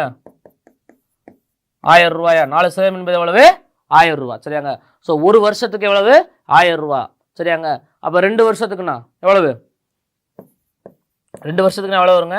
2,000 ரூபா. ஏன்னா முதல் வருஷம் 1000 ரூபா, அடுத்த வருஷம் 1000 ரூபா. சரியா? 25,000 + ஒரு 2,000 எவ்வளோ வரும்? 27,000 வந்துருச்சா? ஸோ கிட்டத்தட்ட அந்த மதிப்பை நெருக்கியாச்சு. வெறும் 40 ரூபா தான் டிஃப்ரெண்ட் வரும். சரியாங்க. எப்பவுமே கூட்டு வட்டி தனி வட்டிக்குள்ள வித்தியாசம் உங்களுக்கே தெரியும். தனி வட்டி வந்து என்ன செய்யும், கொஞ்சம் கம்மியாக இருக்கும். கூட்டு வட்டி கொஞ்சம் அதை விட கொஞ்சம் அதிகமாக இருக்கும். சரியாங்க. ஸோ அந்த கான்செப்டில் சொன்னோம்னு வச்சுக்கோங்களேன், டேரெக்டாக தனி வட்டி முறையில் சொன்னாலேவும் எத்தனை வருஷம் தான்? 2 வருஷம் தான். சரியாங்க. 2 வருஷம் தான். சரியா? ஸோ இதை நீங்கள் செஞ்சு பார்த்துட்டு, சரி, எக்ஸாமை பொறுத்த வரைக்கும் சடனாக இப்போ சொல்கிறேங்க, நான் இவ்வளோ ஸ்டெப் எழுதி நான் உங்களுக்கு சொல்கிறேன், நீங்கள் அங்கே என்ன செய்யணும், டக்குன்னு யோசிச்சிருவோம். சரியாங்க. ஸோ 25,000 4% 1000 ரூபா. ஸோ 2 வருஷத்துக்குன்னா 2,000 ரூபா. ஸோ 27,000 ரூபா. அப்போ 2 வருஷத்துக்கு கூட்டு வட்டி முறையில் ஆன்சர் பார்த்து இது வந்துருச்சாக்கும், அதாவது 27,040 வந்துச்சாங்க, கன்ஃபார்மாக அதுதான் ஆன்சர் ஃபிக்ஸ் பண்ணிக்கலாம். ஓகேவா? அப்போ கவனிங்க. ஸோ நம்ம கூட்டு வட்டி முறையில் பார்ப்போம். 25,000 ரூபாய்க்கு எவ்வளவுங்க? 100க்கு 4%. ஸோ இது நமக்கு எவ்வளோ வரும்? 1000 ரூபா. ஸோ முதல் வருஷம் வட்டி எவ்வளவுங்க கூட்டு வட்டி முறையில்? 1000 ரூபா. ஸோ அதை கொண்டு வந்து 2வது கூட்டிடுவோமா, அசலோட கூட்டினமாக்கும். 2வது வருஷம், 2வது வருஷத்துக்கான அசல் எவ்வளோ மாறிடும்? 26,000 மாறிடும். சொல்றது புரியுதாங்க? முதல் வருஷம் கூட்டு வட்டியை பொறுத்த வரைக்கும் அசல் மாறிக்கிட்டே இருக்கும். சரியாங்க. ஸோ முதல் வருஷத்துக்கான அசல் வந்து பார்த்தோமாக்கும், சரியாங்க, அசல் 25,000 இருக்கும், வட்டி 1000 ரூபாயா இருக்கும். அடுத்த வருஷத்தோட தொடக்கத்தில் வந்து பார்த்தோமாக்கும் வட்டி வந்து என்ன செஞ்சிடும்? அசலோட சேர்ந்துடும். சரியாங்க. அப்போ 25,000 ரூபாய் எப்படி மாறிடும்? 26,000 மாறிடும். சரியாங்க. 26,000 ரூபாய்க்கு 100க்கு 4%. சரியாங்க. 0 கேன்சல் ஆயிரும். 26 × 4 எவ்வளோங்க வரும்? 104. சரியாங்க. அப்போ 1,040 ரூபா வருமா? எவ்வளவு? 1,040 ரூபா வரும். ஸோ ரெண்டையும் கூட்டி பாருங்க, எவ்வளவு? 2,040 ரூபா. சரியாங்க. 2,040 ரூபா. ஒரிஜினல் அமௌண்ட் எவ்வளவுங்க? 25,000. ஒரிஜினல் அமௌண்ட்டோட இதை கூட்டினமாக்க எவ்வளோ வந்துடும்? 27,040 ரூபா. ஸோ எத்தனை வருஷத்துல கிடைக்கும்? 2 ஆண்டுகள்ல கிடைக்கும். சொல்றது புரியுதாங்க? தனி வட்டி முறையில நீங்க செக் பண்ணிட்டு அப்படியே டைரக்டா கூட்டு வட்டி முறையில் அப்ளை பண்ண ஆன்சர் கிடைச்சிடும். அல்லது தனி வட்டி முறையிலே நீங்க பார்த்துட்டு என்ன செய்யலாம், கணக்கை முடிக்கனாலும் முடிச்சுக்கலாம். சரியாங்க? ஸோ இந்த கேள்விக்கு ஆன்சர் ஏ. அடுத்த கொஸ்டின், ஒரு அசலுக்குரிய தனி வட்டியானது அவ்வசலின் 1/25 மடங்கிற்கு சமம். மேலும் வருடத்தின் எண்ணிக்கையும் ஆண்டு வட்டி வீதமும் சமம் எனில் 4 ஆண்டுகளின் முடிவில் கிடைக்கும் தொகையானது. சரியாங்க? ஸோ இந்த இடத்தை பொறுத்த வரைக்கும் சரிங்க, இந்த இடத்தை பொறுத்த வரைக்கும் நம்ம என்ன செய்யலாம்னா அமௌண்ட்டே கொடுக்காதனால சரிங்க, அமௌண்ட்டே கொடுக்காதனால நம்ம என்ன செய்யணும், 100 ரூபான்னு எடுத்துக்கலாம். சரிங்க, 100 ரூபான்னு எடுத்து நம்ம ஆன்சர் பார்க்கலாம். இன்னொன்று சொல்லணும்னா இந்த இடத்துல வருஷத்தையும் வட்டி வீதத்தையும் கொடுக்கல. சரிங்க, வருஷமும் வட்டி வீதம் கொடுக்காதனால முதல்ல என்ன கண்டுபிடிக்கணும், வருஷமும் வட்டி வீதமும் கண்டுபிடிக்கணும். சரிங்க, அதை நம்ம ஷார்ட்டாகவே கண்டுபிடிச்சலாம். சரியாங்க? ஸோ இந்த வருஷமும் வட்டியும் கண்டுபிடிக்க வேண்டிய இடத்துல, அதாவது வட்டி வீதமும் சரியா காலமும் சமம்னு சொல்லுவாங்க. சரிங்க, வட்டி வீதமும் காலமும் சமம்ன்ற வார்த்தையை வந்துட்டாலே நீங்கள் என்ன செஞ்சுக்கணும், இந்த ஃபார்முலா யூஸ் பண்ணிக்கணும். ரூட் ஆஃப் மடங்கு இன்ட்டு 100ன்னு யூஸ் பண்ணிக்கோங்க. ரூட் ஆஃப் மடங்கு இன்ட்டு 100 இதுதான் கான்செப்ட். சொல்றது புரியுதாங்க? ரூட் ஆஃப் மடங்கு இன்ட்டு 100. ஓகேவா? ஸோ இங்கே மடங்கு எவ்வளவுங்க, 1/25 இன்ட்டு 100. சுருக்குனா எவ்வளோ வரும், ரூட் ஆஃப் 4. அப்போ எவ்வளோ வருங்க, 2. சரியாங்க? எவ்வளவு, 2. அதாவது 2 ஆண்டுகள் 2% வட்டி. சரியாங்க? கவனிங்க, 2 ஆண்டுகள் 2% வட்டி. இப்போ பாருங்க, வட்டி வீதமும் ஆண்டுகள் எப்படி இருக்கு, சமமா இருக்கா? சொல்றது புரியுதாங்க? இந்த வட்டி வீதமும் காலமும் சமம்ன்ற ஃபார்முலா வந்துட்டாலே மடங்கு இன்ட்டு 100 இவ்வளவுதான், வேற ஒண்ணுமே கிடையாது. சரியாங்க? இன்னொன்னு சொல்லிடுறேன், கண்டிப்பா அந்த நம்பர் வந்து ஸ்கொயர் நம்பரா மட்டும்தான் கொடுப்பாங்க. இப்பயும் சொல்லிடுறேங்க, இது கண்டிப்பா எப்படி இருக்குன்னா ஸ்கொயர் நம்பரா தான் இருக்கும். சொல்றது புரியுதா? 1 ஒரு ஸ்கொயர் நம்பர், 25 ஒரு ஸ்கொயர் நம்பர், இந்த மாதிரி நம்பரா தான் கொடுப்பாங்க. ஸோ அதனால ஈஸியாக நம்ம ஆன்சர் பார்த்து போட்டுக்கலாம். ஓகேவா? So 1/25 × 100. So root of 4 = 2. So வருஷம் வந்து 2 வருஷம், வட்டி வீதம் எவ்வளவு, 2%. ஓகேவாங்க? இப்போ நம்ம என்ன செய்யலாம்னா, சரி இப்போ என்ன செய்யலாம்னா வருஷம் கிடைச்சிருச்சு, வட்டி வீதம் கிடைச்சதுனால நம்மளா ஒரு அமௌண்ட் எடுக்கலாம். சரிங்க, நம்மளா ஏன் அமௌண்ட் எடுக்க போறோம்னா இங்க ஆப்ஷன் ஃபுல்லா பாருங்க, அசலை போல் 1 மடங்கு 2 மடங்கு தானே கொடுத்துருக்காங்க. ஸோ நம்ம என்ன செய்யலாம், இந்த இடத்துல 100 ரூபான்னு எடுத்தோமாக்க நமக்கு ஈஸியா வேல்யூ பார்க்குற மாதிரி இருக்கும். ஸோ அசல் 100 ரூபான்னு எடுப்போம். சரிங்க, அசல் வந்து 100 ரூபாய், வருஷ வட்டி எவ்வளவு, 2%. சரிங்க, வருஷத்துக்கான வட்டி எவ்வளவு, 2%. சரியாங்க? அது ரூபாயில சொன்னோமாக்க எவ்வளவு, 2 ரூபாய். எத்தனை ரூபா, ஒரு வருஷத்துக்கு 2 ரூபா வட்டி. ஏன்னா 100க்கு 2% தானங்க. அப்ப ரூபாயை சொன்ன எவ்வளவு, 100க்கு 2 ரூபா வட்டி. சரியாங்க? அப்ப 100 ரூபாய்க்கு ஒரு வருஷத்துக்கு வட்டி எவ்வளவுங்க, 2 ரூபா. சரியாங்க, ஒரு வருஷத்துக்கு வட்டி 2 ரூபானா 4 வருஷத்துக்கு எவ்வளவுங்க, 4 × 2 எவ்வளவு, 8 ரூபா. ஸோ 4 வருஷத்துக்கான வட்டி எவ்வளவு, 8 ரூபா. எத்தனை ரூபாய்க்கு, 100 ரூபாய்க்கு 4 வருஷத்துக்கு என்னது வட்டியும் பார்த்தோமாக்கும் 2%ல பார்த்தோமாக்க எவ்வளவு, 8 ரூபா வரும். அப்போ 100 ரூபா வாங்கிட்டு அப்போ எவ்வளோ மாறிடும், 108 ரூபாயா மாறிடும். சொல்றது புரியுதாங்க? எத்தனை வருஷத்துல, 4 வருஷத்துல. மறுபடியும் சொல்றேங்க, கணக்கு ரொம்ப ரொம்ப ரொம்ப ஈஸி. சரியா? நம்மளால வேல்யூ எடுக்கிறோம், நம்மளால அப்ளை பண்ணியிருக்கோம். சரிங்க, ஒரிஜினல் மெத்தட்ல போகவே கிடையாது.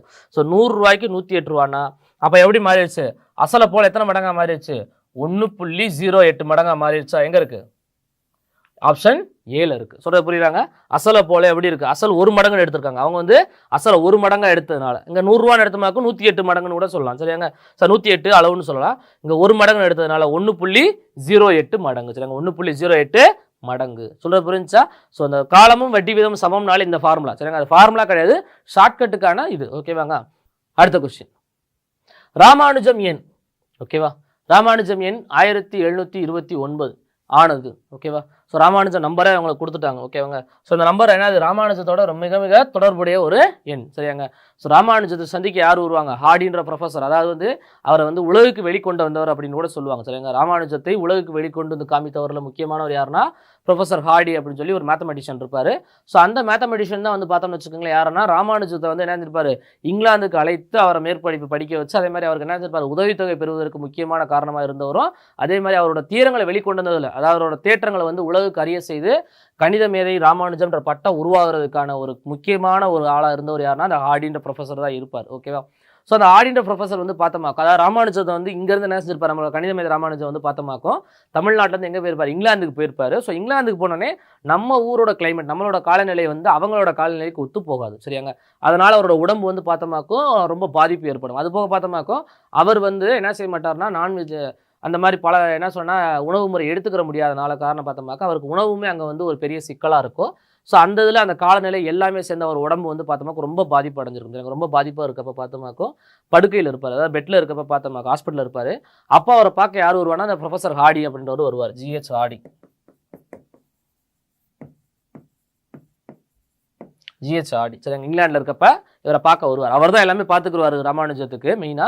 ஸோ அவர் வந்து அவரை பார்க்க வருவார். அப்போ வர்றப்ப சொன்னமாக்க நான் வந்த வண்டி, அதாவது என்ன செய்வாங்க, பேசிக்கிட்டு இருக்கப்ப பார்த்தோமாக்க ராமானுஜமும் ஹாடி அந்த ப்ரொஃபஸர் 2 பேரும் பேசிக்கிட்டு இருக்க பார்த்தோமாக்க என்ன செய்வாங்கன்னா, ஸோ ஒரு விஷயங்கள் பேசிட்டு இருப்ப நினைக்கிறேன் வந்த நம்பர், வண்டியோட நம்பர் வந்து சரியில்லை அப்படின்னு மனைக்கு சொல்லுவார். ஸோ என்னன்னு அப்படின்னு சொல்றப்ப தான் என்ன செய்வார்னா, அந்த வண்டியோட என்ன சொல்லுவார்னா 1729 அப்படின்னு சொல்லி அவர் சொல்லுவார். யாரு? ஹாடின்ற ப்ரொஃபஸர் வந்து என்ன செய்வார்னா, நான் வந்த வண்டியோட நம்பர் வந்து 1729, it is a dull number அப்படின்ற மாதிரி சொல்லுவார். சரிங்க, இது ஒரு ராசி இல்லாத நம்பர்ன்ற மாதிரி சொல்லுவார், டல் நம்பர் அப்படின்ற மாதிரி சொல்லுவார். சரிங்க, ஸோ அப்படி சொல்றப்ப என்ன செய்வார்னா, நம்ம ராமானுஜம் வந்து என்ன சொல்லுவார்னா, இல்ல அது வந்து ஒரு டல் நம்பர் கிடையாது, அதாவது வந்து ஒரு ராசி இல்லாத எண் கிடையாது, இருக்கிறதே வந்து ஒரு முக்கியமான எண் அப்படின்னு சொல்லி சொல்லுவார்.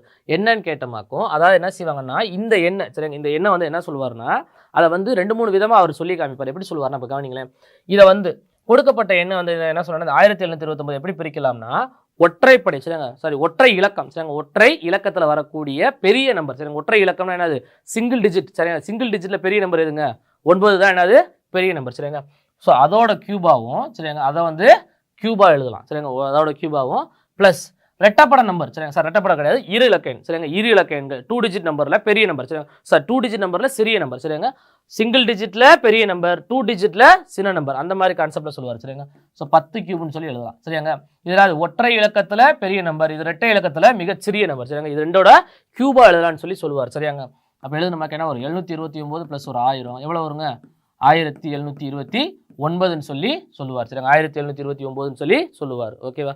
அதே மாதிரி பார்த்தோம்னா இது இன்னொரு வடிவத்தில் என்ன செய்யலாம், கன எண்களா விரிவாக என்ன செய்யலாம், எழுதலாம் அப்படின்னு சொல்லி சொல்லுவார். எப்படின்னா 1 கியூப் பிளஸ் 12 கியூப் அப்படின்னு சொல்லி எழுதலாம் அப்படின்னு சொல்லி சொல்லியிருப்பார். சரியாங்க, ஸோ இது மாதிரி பார்த்தோம்னா அதுக்கடுத்து என்ன செய்வாங்கன்னா, இந்த 1 வச்சு பெருக்கிற மாணிக்கு இது மாதிரி ஏகப்பட்ட முறை சொல்லுவார். சரியாங்க, அதாவது படுக்கையில் தன்னால் முடியலை அப்படின்ற மாணிக்கு என்ன சொல்ல, ஒரு உடல் முடியாத நிலைமையில கூட வந்து பார்த்தோம்னாக்கா அவரோட மூளை வந்து அந்த கணித என்ன சொல்ல மேக்ஸை மட்டும்தான் யோசிச்சுக்கிட்டே இருந்துச்சுன்றதுக்கு ஒரு எடுத்துக்காட்டாக வந்து இந்த எண்ணை சொல்லுவாங்க. சரியாங்க, ஸோ அதனால இந்த பேருக்கு இந்த எண்களுக்கு இந்த எண்ணுக்கு பேரே வந்து என்ன சொல்லுவாங்கன்னா, கணித மேதையோட அது ராமானுஜத்தோட எண் அப்படின்னு சொல்லி சொல்லுவாங்க. சரியாங்க, ஸோ இந்த எண் வந்து ஒரு முக்கியமான ஒரு என்னது பகு எண். சரிங்க, இது ஒரு பகு எண் தான். ஏன்னா இது எதாவது வகுப்படும், இது வகுப்படக்கூடிய எண்கள் முக்காவாசி பார்த்தோம்னா எப்படி இருக்கும்னா, அது எல்லாமே எப்படி இருக்கும், பகா எண்ணா இருக்கு. இந்த நம்பரை வகுக்கக்கூடிய எண்கள், சரிங்க, இது ஒரு பகு எண். ஆனா இது வகுக்கக்கூடிய நம்பர் புறம் எப்படி இருக்கும், பகா எண்ணா இருக்கும். 7, 13 இந்த மாதிரி வகுக்கக்கூடிய நம்பர் பார்த்தோமாக்கு எப்படி இருக்கும்னா, 19 இந்த மாதிரி எண்கள்லாம் பார்த்தோமாக்கும் வகுப்படக்கூடிய, அதாவது இதோட வகுத்திகள் எல்லாமே பார்த்தோமாக்கு பகா எண்களால் வகுப்படக்கூடிய ஒரு பகு எண் அப்படின்னு சொல்லலாம். சரிங்க, பகா எண்ணால் வகுப்படக்கூடிய ஒரு பகு எண் அப்படின்னு கூட சொல்லுவார். சரியாங்க, ஸோ அதனால இந்த நம்பர் வந்து சொல்லுவாங்க. ஸோ ஆன்சர் பி, பகு எண். சரியாங்க, அடுத்த கொஸ்டின் இடைநிலை. இடைநிலை எல்லாத்துக்கும் தெரிஞ்சதுதான், ரொம்ப ஈஸியான கான்செப்ட். என்னதுங்க, கொடுக்கப்பட்ட எண்களை முதல்ல என்ன செய்யணும், ஏறு வரிசையில் எழுதணும். சரியாங்க, ஸோ 18, ஸோ அவங்க முதல்ல கொடுத்துருக்கு. அதுக்கு முன்னாடி என்ன நம்பர் இருக்கு, அப்போ 12, 18, வேற என்ன இருக்குங்க, அடுத்து 32, அடுத்து என்ன சொல்லலாம் 51, 58, 92, 106. ஓகே, ஸோ இதில் நடு எண் என்னங்க வரும், மொத்தம் 7 நம்பர் இருக்கா, அப்போ நடு எண் என்னது 51. ஸோ இடைநிலை 51. சரிங்க, இடைநிலை கான்செப்ட் எல்லாத்துக்கும் தெரிஞ்சதுதான், ரொம்ப ரொம்ப பேசிக். சரிங்க, ஸோ 7 நம்பர் வந்தனால நடுவில் வரக்கூடிய 4ஆம் நம்பரை சொல்லிட்டோம். 8 நம்பராக இருந்தால் என்ன செய்வோம், 4வது நம்பரையும் 5வது நம்பரையும் கூட்டி 2ஆல் வகுத்து ஆன்சர் சொல்லுவோம். சரிங்க, இங்கே அந்த வேலையே தேவையில்லை. ஸோ ஆன்சர் டேரெக்டாகவே சொல்ல, ஆன்சர் 51. ஓகே, அடுத்த கிளாஸில் நெக்ஸ்ட் பார்ப்போம். மாடல் டெஸ்ட் 23க்கான வினாக்கள் காலையில் அப்டேட் செய்யப்பட்டிருக்கோம். அதுக்கான ஆன்சர் டெஸ்ட் எழுதி பார்த்துருப்பீங்க. இதுக்குரிய ஆன்சரை மேக்ஸு தமிழ் பார்த்துருப்பீங்க. வாங்க சயின்ஸ் வினாக்களுக்குரிய விடைகளை பார்ப்போம். Question number 31. பின்வருவனவற்றை அவற்றின் ஊடுருவுதிறனின் ஏறு வரிசையில் வரிசைப்படுத்துக. என்னதுங்க, ஏறு வரிசையில் வரிசைப்படுத்துக. ஊடுருவுந்திறன் என்ன திறனுங்க, ஊடுருவுந்திறன், இதுதான் கொஸ்டினே. சரிங்களாங்க, ஊடுருவுந்திறன். சரிங்களா, ஊடுருவுந்திறன் அடிப்படையில் வரிசைப்படுத்துக. இதில் ஊடுருவுந்திறன் கேட்டதுனால எதுக்கு அதிகமாக இருக்கும் அப்படின்னு பார்த்தீங்க அப்படின்னா, alpha rays, beta rays, gamma rays. சரிங்களாங்க, எதுக்கு அதிகமாக இருக்குன்னா இதுதான் ஹையஸ்ட். நம்பர் 1 ஊடுருவுந்திறன் எதுக்கு அதிகமாக இருக்குங்க, காமா கதிர்களுக்கு அதிகமாக இருக்கும். கம்மி எதுக்கு கம்மியாக இருக்கும் அப்படின்னு பார்த்தீங்க அப்படின்னா இது அதிகம், இது குறைவு. சரிங்களாங்க, சென்டரில் யார் இருப்பா அப்படின்னு பார்த்தீங்கன்னா இது 3, இது 2. சரிங்களாங்க, இது 3, இது 2. சரிங்களா, ஏறு வரிசைப்படுத்த சொல்லியிருக்காங்க. என்னங்க, ஏறு வரிசைப்படுத்த சொல்லியிருக்காங்க. அப்போ கம்மியில இருந்து அதிகத்துக்கு போகணும். அப்போ பாருங்க 3 தான் இருக்கிறதுலையே கம்மி, ஆல்பா ரைஸுக்கு தான் மிக மிக குறைவு. அப்போ என்னங்க, ஃபர்ஸ்ட் வந்து 1.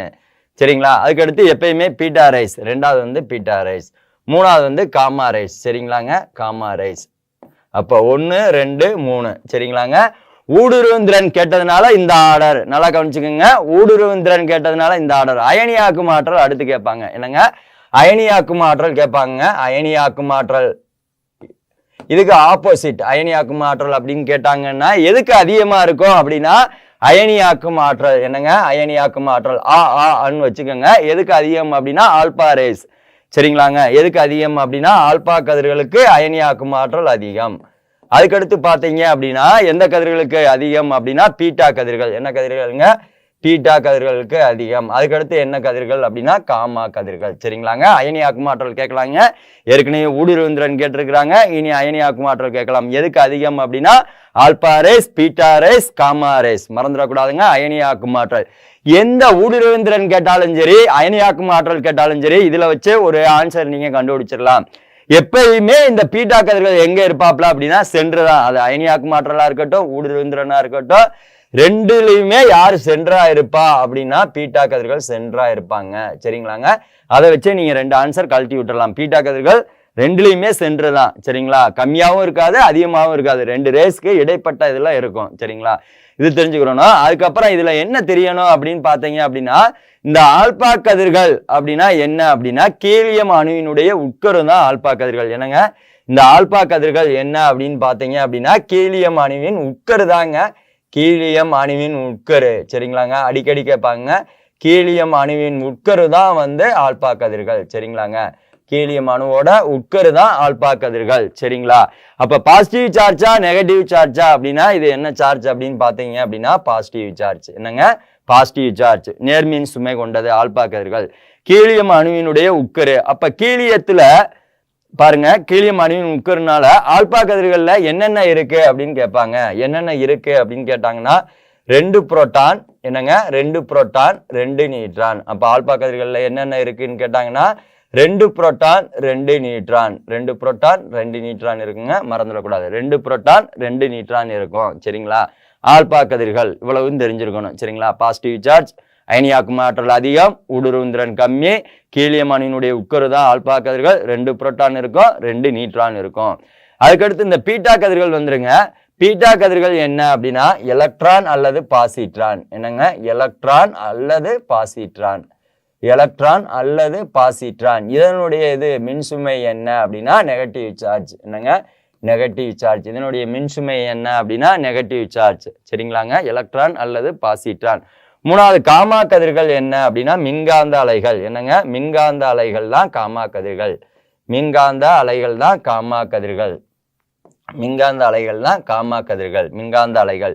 இது காமா கதிர்களுடைய இது சார்ஜ் என்ன அப்படின்னா மின்சுமை அற்றது. என்னங்க மின்சுமை அற்றது. மின்சுமை அற்றது. Neutral charge. மின்சுமை அற்றது. கிட்டத்தட்ட நியூட்ரான் மாறியவே தான். சரிங்களா.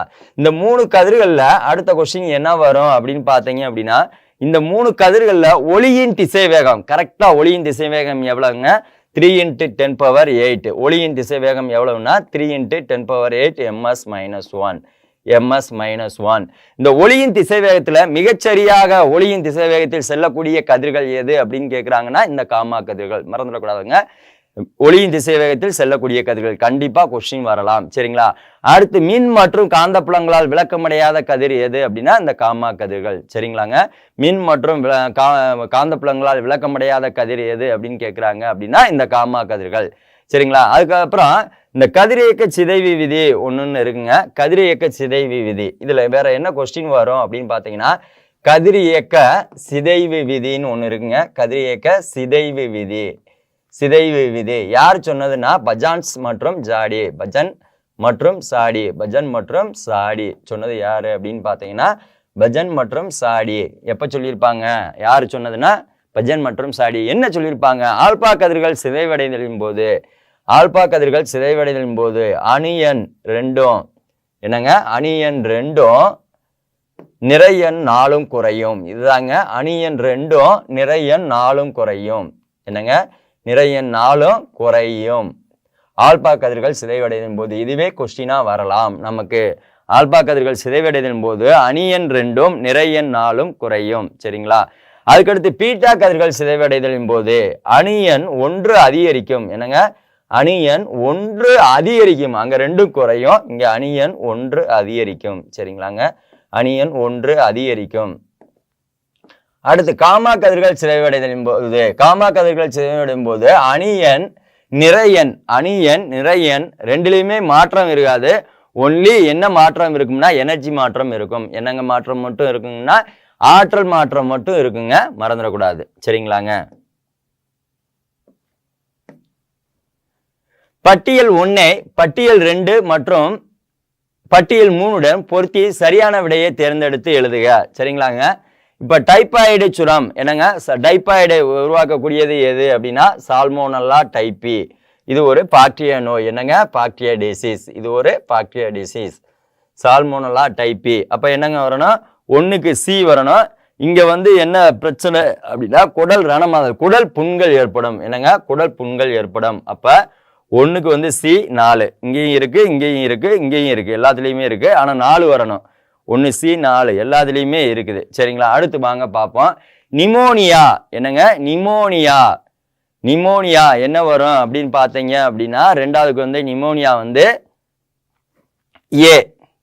இங்க பாருங்க, கீமோபிலிஸ் இன்ஃப்ளூயன்சியா, நிமோனியா நோயை ஏற்படுத்தக்கூடியது கீமோபிளவியா இன்ஃப்ளூயன்சியா. 2க்கு வந்து ஏ, 2க்கு வந்து ஏ. அப்ப இது 2 அடியாயிருச்சு. என்னங்க, இது 2க்கு வந்து அடியாயிருச்சு. இது வந்து என்ன பிரச்சனை வரும்னா சுவாச கோளாறுகள். நிமோனியா காய்ச்சல் அப்படின்னாவே நுரையீரல் சம்பந்தப்பட்ட பிரச்சனைகள் தாங்க வரும். நுரையீரல்ல ஏற்படுத்தக்கூடியது தான் இது. அப்ப 2க்கு வந்து 3. அப்ப ஆன்சர் என்ன, பைலோரியாசிஸ் என்ன வரும் அப்படின்னு பார்த்தீங்க அப்படின்னா, இது படர்தாமரை வச்சே போட்டுடலாம். படர்தாமரை அப்படின்றது பூஞ்சையல்னால வரக்கூடியது. என்னங்க, பூஞ்சையல்னால வரக்கூடியதுங்க, பூஞ்சையல்னால வரக்கூடியது. ட்ரைகோஃபைட்டான் என்ன வரும், 4க்கு வந்து பியை பாருங்க, 1 தான் மேட்ச் ஆகுது. 4க்கு வந்து பி வந்து 2 மேட்ச் ஆகுது. சரிங்களா. பி 2 தோலில் உலர்ந்த செதில்கள் கொண்ட காயங்கள். இதுதாங்க, தோலில் உலர்ந்த செல்கள் கொண்ட காயங்கள். அப்ப ஆன்சர் என்ன, இதுதாங்க. சரிங்களாங்க. படர்தாமரை அப்படின்றது பூஞ்சை ஏற்படுத்தக்கூடிய நோய்ங்க, மனிதர்களுக்கு பூஞ்சை ஏற்படுத்தக்கூடியது. ட்ரைகோஃபைடான் பூஞ்சைகளை பற்றிய படிப்புக்கு பேர் என்னங்க, மைக்காலஜி. என்னங்க, மைக்காலஜி. பூஞ்சைகளை பற்றிய படிப்புக்கு பேர் என்னது, மைக்காலஜி. இதனுடைய செல்சுவர் எதனால் ஆனது அப்படின்னு கேட்டாங்க அப்படின்னா ஹைட்டின். இதனுடைய செல்சுவர் எதனால் ஆனது அப்படின்னு கேட்டாங்கன்னா என்னங்க, ஹைட்டின்.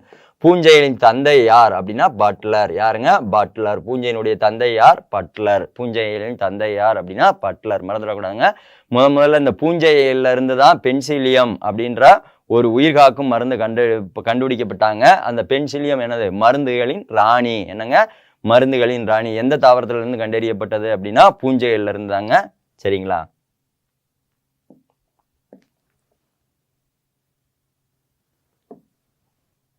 பட்டியல் பொறுத்துக. பட்டியல் 1 பட்டியல் 2. சைமண்ட் நோய் எந்த ஹார்மோன்ஸ் பற்றாக்குறையினால வருது அப்படின்னா, எந்த ஹார்மோன்ஸ் அப்படின்னா பிட்யூட்டரி. என்னங்க, பிட்யூட்டரி 3. டயாபிடஸ் மெல்லிடஸ் எது அப்படின்னா அட்ரினல் சுரப்பி. சரிங்களா. 2. குஷிங்கின் நோய் 3. குஷிங்கின் நோய் வந்து என்னதனால வருது அப்படின்னா, குஷிங்கின் நோய் வந்து டயாபிடஸ் மெல்லிடஸ் வந்து கணையம். சரிங்களா. குஷிங்கின் நோய் வந்து 2 அட்ரினல் சுரப்பி. மிக்சிடோசிமா தைராய்டு சுரப்பி. அப்போ 3 2 1 4 3 டயாபிடஸ் மெல்லிடஸ் 3 4 1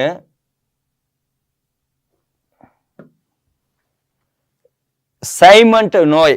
இதுல ஒன்றும் இல்லைங்க, தெரிஞ்சதுல இருந்து போவான். என்ன உங்களுக்கு எல்லாத்துக்கும் ஈஸியா தெரிஞ்சது என்ன அப்படின்னா டயாபிடஸ் மெல்லிடஸ் தெரியும். எந்த கணையம், அந்த நாளமுள்ள சுரப்பியாகவும் நாளமில்லா சுரப்பியாகவும் சிறக்கக்கூடிய அந்த கணையம் தான். கணையத்துல தான் ஆல்பா செல், பீட்டா செல், டெல்டா செல் அப்படின்னு 3 இருக்கும். அதுல இன்சுலின் பற்றாக்குறையினால வரக்கூடியது தான் டயாபிடஸ் மெல்லிடஸ் அப்படின்றது. அப்ப 2க்கு வந்து 4 பாருங்க, 2க்கு வந்து 4 இருக்கதா, இங்கேயும் இருக்கு, இங்கேயும் இருக்கு, இங்கேயும் இருக்கு, இங்கேயும் இருக்கு, எல்லாம் போச்சு. சரிங்களா. அடுத்து மிக்சிடோசிமா அப்படின்றது எதனால வரக்கூடியது அப்படின்னா, இந்த தைராய்டு சுரப்பினால பெரியவர்களுக்கு குறைவா சுரக்கிறதுனால பெரியவர்களுக்கு வரக்கூடியது. அப்ப டிக்கு வந்து 1 பாருங்க, டிக்கு வந்து 1 பார்த்தோம்னா இது 2 அவுட் ஆயிருது. சரிங்களாங்க, இது 2 அவுட் ஆயிருது. அப்ப இது 2க்குள்ள என்னன்றதை நம்ம ஆன்சர் பார்க்கணும். அடுத்து சைமண்ட் நோய் எதை ஏற்படுத்தும் அப்படின்னா பிட்யூட்டரி சுரப்பி. என்ன நோய்ங்க, பிட்யூட்டரி சுரப்பி ஏற்படுத்தக்கூடியதுதான் சைமண்ட் நோய். அப்ப ஏக்கு வந்து 3. அப்ப 3, அப்ப இது 4 வந்துச்சுன்னா ஆட்டோமேட்டிக்கா இது 2 தான். 3 4 2 1. சரிங்களா, ஆன்சர் சி. சரிங்களா. வேற என்ன தெரிஞ்சுக்கிறோம் அப்படின்னு பார்த்தீங்க அப்படின்னா, இந்த தைராய்டு சுரப்பி ஃபர்ஸ்ட் யார் இருக்காப்ல அப்படின்னா தைராய்டு சுரப்பி. இவர் என்னங்க அப்படின்னு பார்த்தோம் அப்படின்னா தைராய்டு சுரப்பி. சுரப்பியல்ல பெருசு அப்படின்னா கல்லீரல். நாளமில்லா சுரப்பியல்ல பெருசு எது அப்படின்னா இந்த தைராய்டுங்க. நாளமில்லா சுரப்பியல்ல பெருசு எது அப்படின்னா தைராய்டு. சரிங்களா. இது ஆளுமேக் ஹார்மோன்ஸ். என்னங்க ஆளுமேக் ஹார்மோன்ஸ் எங்க இருக்கு அப்படின்னா நம்ம கழுத்துல இருக்கு. ஆளுமேக் ஹார்மோன்ஸ், பெர்சனாலிட்டி ஹார்மோன்ஸ். சரிங்களா? அதுக்கப்புறம் பார்த்தீங்க அப்படின்னா உடலின் வளர்ச்சிதை மாற்றத்தை சீராக வைக்கக்கூடியது எது அப்படின்னா தைராய்டு சுரப்பி. இந்த தைராய்டு சுரப்பி சுரக்கக்கூடிய சுரப்பிக்கு ஹார்மோனுக்கு பேர் வந்து தைராக்சின். சரிங்களாங்க? தைராக்சின். தைராய்டு சுரப்பி சுரக்கக்கூடிய ஹார்மோன்ஸ்க்கு பேர் என்னன்னா தைராக்சின். தைராய்டு பற்றாக்குறைவினால வரக்கூடிய 3 முக்கியமான நோய் இருக்கு. ஒன்று வந்து என்ன அப்படின்னா முன்கழுத்து கழலை. என்னங்க? முன்கழுத்து கழலை. அயோடின் 131 பற்றாக்குறைவினால வரக்கூடியது முன்கழுத்து கழலை. அதுக்கப்புறம் பார்த்தீங்க அப்படின்னா சிறியவர்களுக்கு வரக்கூடியது நோய் என்ன அப்படின்னா கிரிட்டினிசம். தைராய்டு பற்றாக்குறையினால சிறியவர்களுக்கு வரக்கூடியது கிரிட்டினிசம். பெரியவர்களுக்கு வரக்கூடியது என்ன அப்படின்னு பார்த்தீங்க அப்படின்னா மிக்சிடிசிமா. அந்த இருக்கு பார்த்தீங்களா? இந்த மிக்சிடிசிமா இதுதான் என்ன நோய் அப்படின்னு அழைக்கப்படுகிறது அப்படின்னா கல்லின் நோய். என்னங்க?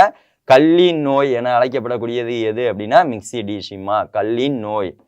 மிக்சிடிசிமா கல்லின் நோய் என அழைக்கப்படக்கூடியது எது அப்படின்னா மிக்சிடிசிமா. அதுக்கடுத்து அதிகமாக சுரந்தா எக்ஸோதால்மிக் காய்டர் அல்லது கிரேமின் நோய் அப்படின்றது தைராய்டு சுரப்பி. அடுத்து அட்ரினல் சுரப்பி வாங்க. இது என்ன அப்படின்னு பார்த்தீங்க அப்படின்னா ட்ரிபிள் அப் ஹார்மோன், பறக்கும் ஹார்மோன், சண்டையிடும் ஹார்மோன், பயமுறுத்தும் ஹார்மோன், அவசர கால ஹார்மோன், சுப்ராரினல் சுரப்பி என அழைக்கப்படக்கூடியது. இதுல அட்ரினல் கார்டெக்ஸ் மெடுலா அப்படின்னு 2 பார்ட் இருக்கு. கார்டெக்ஸ் சுரக்கக்கூடியது 2 இருக்கு. ஒன்று குளுக்கோகார்டிகாய்டுகள், இன்னொன்று வந்து மினரலோகார்டிகாய்டுகள். மினரலோகார்டிகாய்டுகள் அப்படின்னு 2 இருக்குங்க. குளுக்கோகார்டிகாய்டுகள் 2 சுரக்கும். கார்டிசோல் அப்படின்னு இன்னொன்று கார்டிகோஷன் அப்படின்னு 2 ஹார்மோனை சுரக்கும். இது குளுக்கோகார்டிகாய்டு என்ன அப்படின்னா குளுக்கோஸை கிளைகோஜனா மாற்றுவிக்கிறதை ஊக்குவிக்கும். செல்களின் வளர்ச்சிதை மாற்றத்தை சீராக வைக்கும். இந்த மினரலோகார்டிகாய்டுகள் என்ன அப்படின்னு பார்த்தீங்க அப்படின்னா மினரலோகார்டிகாய்டுகள் வந்து சோடியம் அயனிகள் மீள உறிஞ்சுதலையும் பொட்டாசியம் அயனியின் வெளியேற்றத்தையும் சீராக வைக்கக்கூடியது எது அப்படின்னா இந்த மினரலோகாய்டுகள். செல்லின் சவுடு பரவல் அழுத்தம், ரத்த அழுத்தம், நீர் அழுத்தம் எல்லாத்தையும் சீராக வைக்கக்கூடியது இந்த மினரலோகார்டிகாய்டுகள். சரிங்களாங்க? இந்த குளுக்கோகார்டிகாய்டு சுரக்கக்கூடிய ஹார்மோன்ஸ் தான் கார்டிசோல். இதுதான் உயிர்காக்கும் ஹார்மோன். என்னங்க? உயிர்காக்கும் ஹார்மோன் என அழைக்கப்படக்கூடியது. அடுத்து பிட்யூட்டரி சுரப்பி என்ன அப்படின்னா நாளமில்லா குழுவின் நடத்துனர் தலைமைச் சுரப்பி. சரிங்களாங்க? நாளமில்லா குழுவின் நடத்துனர் தலைமைச் சுரப்பி அல்லது பட்டாணி வடிவில் இருக்கக்கூடிய சுரப்பி எது அப்படின்னா இது. முன்கதுப்பு 6 ஹார்மோன்களை சுரக்கும், பின்கதுப்பு 2 ஹார்மோன்களை சுரக்கும். முன்கதுப்புல சுரக்கக்கூடியது ஃபேமஸானது என்னது அப்படின்னா எது 2 மட்டும் தெரிஞ்சுக்கிறணும் அப்படின்னா எப்பஸ்கச் எல்ஹெச் ஹார்மோன்களை சுரக்கணும். எப்பஸ்கச் அப்படின்னா ஆண்களாக இருந்தால் விந்தணு உற்பத்தியும், பெண்களாக இருந்தால் அண்டணு வளர்ச்சியையும் ஊக்குவிக்கக்கூடியது. லூட்டினைசிங் ஹார்மோன் அப்படின்னா லீடிக் செல்கள் தூண்டப்படுவதன் மூலம் டெஸ்ட்ரோஜனை சுரக்கிறதுக்கு காரணமாகக்கூடியது. அடுத்து பெண்களாக இருந்தால் கிராபியன் பாலிக்கல் மூலம் ஈஸ்ட்ரோஜன் ஹார்மோனையும், அடுத்து கார்பியஸ் லூட்டியம் மூலம் புரோஜெஸ்டரான் ஹார்மோனையும் தூண்டக்கூடியது எது அப்படின்னா எல்ஹெச். இது 2 தெரிஞ்சுக்கிறோம்னா பின்கதுப்பு என்ன இருக்கு அப்படின்னு பார்த்தீங்க அப்படின்னா 2 ஹார்மோன் இருக்கு. 2 ஹார்மோன்ல ஒன்று வந்து ஏடிஹெச். என்னங்க? ஏடிஹெச் ஆன்டிடையூரெடிக் ஹார்மோன் அல்லது வாசோப்ரெசின். என்னங்க? ஏடிஹெச் ஆன்டிடையூரெடிக் ஹார்மோன் அல்லது வாசோப்ரெசின். இது பற்றாக்குறையினால வரக்கூடியதுதான் என்ன அப்படின்னா டயாபிடஸ் இன்சிபிடஸ். என்னங்க? டயாபிடஸ் இன்சிபிடஸ் அப்படின்ற நோய் வருகிறது.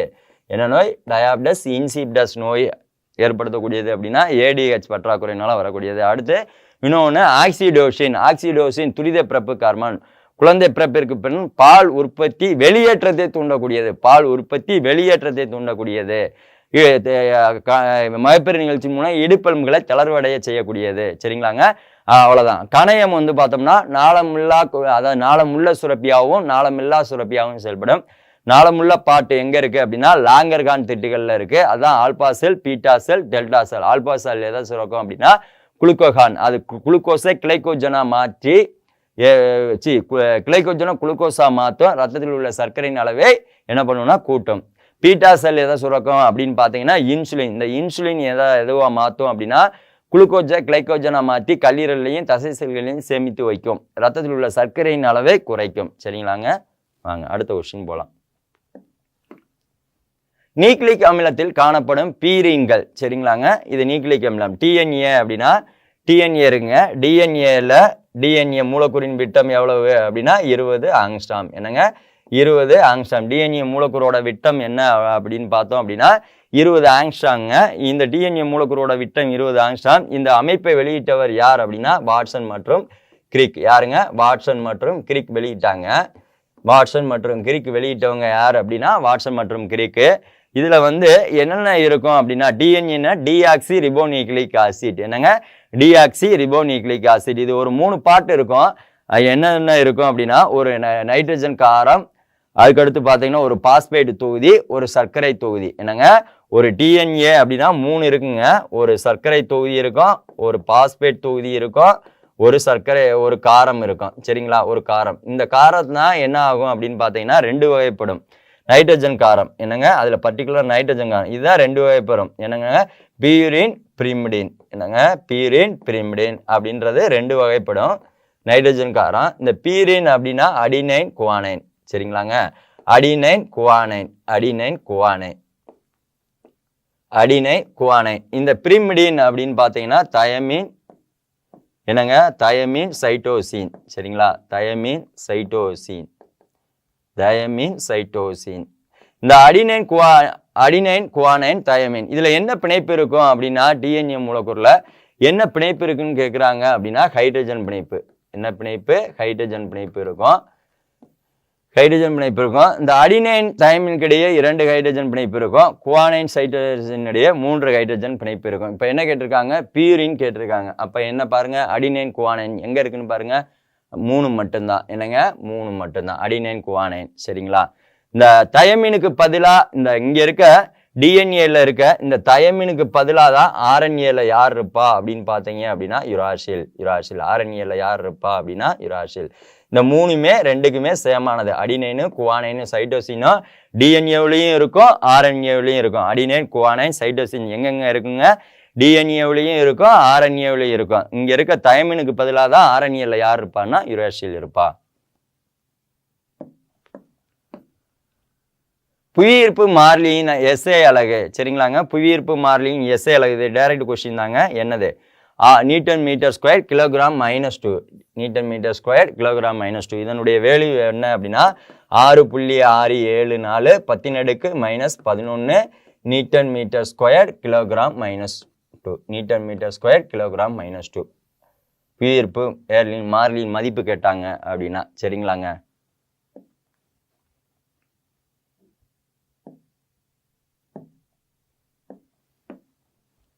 பொறுத்துக. வரிசை 1 செரிகல்ச்சர். என்னங்க? செரிகல்ச்சர் என்ன அப்படின்னா என்னது? பட்டுப்பூச்சி வளர்ப்பு. என்னங்க? பட்டுப்பூச்சி வளர்ப்பு, பட்டுப்பூச்சி வளர்ப்பு. 3 ஹார்டிகல்ச்சர். என்னங்க? தோட்டக்கலை. அக்வா அப்படின்னு வந்துட்டாவே போட்டுருவீங்க நீர்கல்ச்சர். எபிகல்ச்சர் அப்படின்றது தேனீ வளர்ப்பு. என்னங்க? தேனீ வளர்ப்பு. அப்போ 3 4 1 2 செரிகல்ச்சர். பட்டுப்பூச்சி. பட்டுப்பூச்சிகளுக்கு உணவாக பயன்படக்கூடிய இலை என்ன அப்படின்னு கேட்கலாம். என்ன இலைங்க? மல்பெரி இலை. என்ன இலைங்க? மல்பெரி இலை உணவாக பயன்படக்கூடியது. பட்டுப்பூச்சிகளுக்கு உணவாக பயன்படக்கூடிய இது என்ன அப்படின்னா மல்பெரி இலை. எபிகல்ச்சர் தேனீ வளர்ப்பு. தேனீ வளர்ப்பு 1 கிலோகிராம் தேனில் எவ்வளவு கலோரி இருக்கும் அப்படின்னு பார்த்தீங்கன்னா 3200 கலோரி தேன் இருக்கும். சரிங்களாங்க? 1 கிலோகிராம் தேனில் எவ்வளவு இது இருக்கும் அப்படின்னு பார்த்தீங்கன்னா 3200 கிலோஜூல் தேன் இருக்கும், கலோரி தேன் இருக்கும். சரிங்களாங்க? அதுக்கப்புறம் இதில் தேனீக்கல்ல என்ன கேட்கலாம் அப்படின்னு பார்த்தீங்க அப்படின்னா தேனீ வளர்த்தலுக்கு முறை பார்த்துட்டோம். அதுக்கப்புறம் என்ன அப்படின்னா தேனின் கொடுக்கில் உள்ள அமிலம் என்ன அமிலம் அப்படின்னா பார்மிக் அமிலம். தேனின் கொடுக்கில் உள்ள அமிலம் என்ன அமிலம் அப்படின்னா பார்மிக் அமிலம். இந்த தேனானது நம்ம உடம்புல கீமோகுளோபினுடைய அளவை அதிகரிக்கக்கூடியது. நம்ம உடம்புல வந்து புண்களை எல்லாம் குணமாக்கக்கூடியது. அதுக்கப்புறம் பார்த்தீங்க அப்படின்னா செரிமானத்தை அதிகரிக்கக்கூடியது. சரிங்களா? கிளைகாலிசிஸ் பற்றிய கூற்றுகளில் எவை சரி? எவை சரி? சரிங்களாங்க? கிளைகாலிசிஸ் நிகழ்வினை பெண்டோஸ் பாஸ்பேட் வழித்தடம் எனவும் அழைப்பார்கள். பெண்டோஸ் பாஸ்பேட் வழித்தடம் எனவும் அழைப்பார்கள். தப்புங்க. இது என்ன வழித்தடம்? இஎம்பி வழித்தடம். என்ன வழித்தடம்ங்க? இஎம்பி வழித்தடம். எம்டன் மேயர் பெர்னானஸ் கண்டுபிடிச்சதுனால இஎம்பி வழித்தடம் என அழைப்பார்கள். அப்போ 1 தப்பு. இஎம்பி வழித்தடம் எம்டன் மேயர் பெர்னானஸ் கண்டுபிடிச்சதுனால. சரிங்களாங்க? 1 தப்பு. அதுக்கடுத்து கிளைகாலிசிஸ் தளப்பொருள் குளுக்கோஸ். ரைட்டு தாங்க. தளப்பொருள் என்ன அப்படின்னா குளுக்கோஸ். குளுக்கோஸ் தான் எதுவாக மாறும் அப்படின்னா பைருவிக் அமிலமாக மாறும். எதுவாக மாறும் அப்படின்னா பைருவிக் அமிலமாக மாறும். குளுக்கோஸ் எதுவாக மாறும் அப்படின்னா பைருவிக் அமிலமாக மாறும். சரிங்களா? மூணாவது கிளைகாலிசிஸ் நிகழ்வின் தலைப்பொருள் கிளைகோஜனாமுங்க, தப்பு. இப்பதான் பார்த்தோம். கிளைகோலிசிஸ் நிகழ்வின் மூலம் முடிவு பொருள் எது அப்படின்னா பைருவிக் அமிலம். என்ன அமிலங்க? பைருவிக் அமிலம். பைருவிக் அமிலத்துல எத்தனை கார்பன் இருக்கும் அப்படின்னு கேட்டாங்க அப்படின்னா 3 கார்பன் இருக்குங்க. கேட்கலாம். பைருவிக் அமிலத்துல எத்தனை கார்பன் இருக்குங்க? 3 கார்பன் இருக்கு. பைருவிக் அமிலத்துல எத்தனை கார்பன் இருக்கு அப்படின்னா 3 கார்பன். இந்த கிளைகோஜன் அப்படின்றது என்ன அப்படின்னா விலங்குகள்ல காணப்படக்கூடிய கூட்டு சர்க்கரை. என்னங்க? விலங்குகள்ல காணப்படக்கூடிய ஒரு கூட்டு சர்க்கரை, பாலிசாக்கரை கூட்டு சர்க்கரை. எதுங்க? கிளைகோஜன் அப்படின்றது விலங்குகள்ல காணப்படக்கூடிய ஒரு கூட்டு சர்க்கரை. சரிங்களா? கிளைகோலிசிஸ் நிகழ்வினை கிளைகோலிஸ்டி சுழற்சி எனவும் அழைப்பார்கள். தப்புங்க, அதுவும் தப்பு. சரிங்களா? அப்ப எது மட்டும்தான் ரைட்டுன்னா 2 மட்டும்தான் ரைட்டு. என்னங்க? 2 மட்டும்தான் ரைட்டு. சரியா? இந்த கிளைகாலிசிஸ் அப்படின்னா என்ன, எங்க நடக்குது அப்படின்னு அதை தெரிஞ்சுக்கிறணும் அப்படின்னா சைட்டோபிளாசத்துல நடக்கும். எங்கெங்க நடக்குது? சைட்டோபிளாசத்துல நடக்கும். சைட்டோபிளாசத்துல நடக்கும். இதுதான் காற்று சுவாசம் காற்றில்லா சுவாசம் ரெண்டுக்கும் பொதுவான நிகழ்ச்சி எது அப்படின்னா இந்த கிளைகாலிசிஸ். காற்று சுவாசம் காற்றில்லா சுவாசம் ரெண்டுக்கும் பொதுவான நிகழ்ச்சி எது அப்படின்னா கிளைகாலிசிஸ். மறந்துடக்கூடாதுங்க. காற்று சுவாசம் இது என்ன அப்படின்னா இதுல எதுவா மாறும் அப்படின்னா 6 கார்பன் மூலக்கூறுகளை கொண்ட குளுக்கோஸ் ஆனது 3 கார்பன் கொண்ட பைருவிக் அமிலமாக மாறும். இது எங்க நடக்குது? சைட்டோபிளாசத்துல நடக்குது. இது இஎம்பி வழித்தடம் என அழைக்கப்படுகிறது. இஎம்பி வழித்தடம்னா ஈனா எம்டன், எம்னா மேயர், பீனா பெர்னானஸ். 3 பேர் கண்டுபிடிச்சதுனால இது இஎம்பி வழித்தடம் என அழைக்கப்படுகிறது. சரிங்களா? அடுத்து பொறுத்துக தயமீன். சரிங்களாங்க? நோயை வச்சு இது பண்ணிடலாம். தயமீன் பற்றாக்குறையினால வரக்கூடிய நோய் வந்து என்னங்க? தயமீன் ஒன்று வந்து பெரி பெரி. என்னங்க? ஒன்று வந்து பெரி பெரி.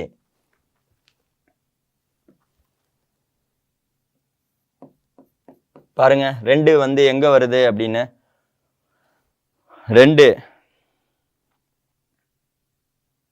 1 பி, அங்க வந்து 3ங்க. இது மாத்தாம இருக்காங்க. 1க்கு அடுத்து 2, 2க்கு அடுத்து 3. இது என்னங்க? 3, 2ன்னு போட்டிருக்கு. 3 பெரி பெரி. சரிங்களாங்க? அப்போ வந்து பி 1க்கு வந்து பி என்னது? அப்போ பாலிநீட்ரீஸ். என்னங்க?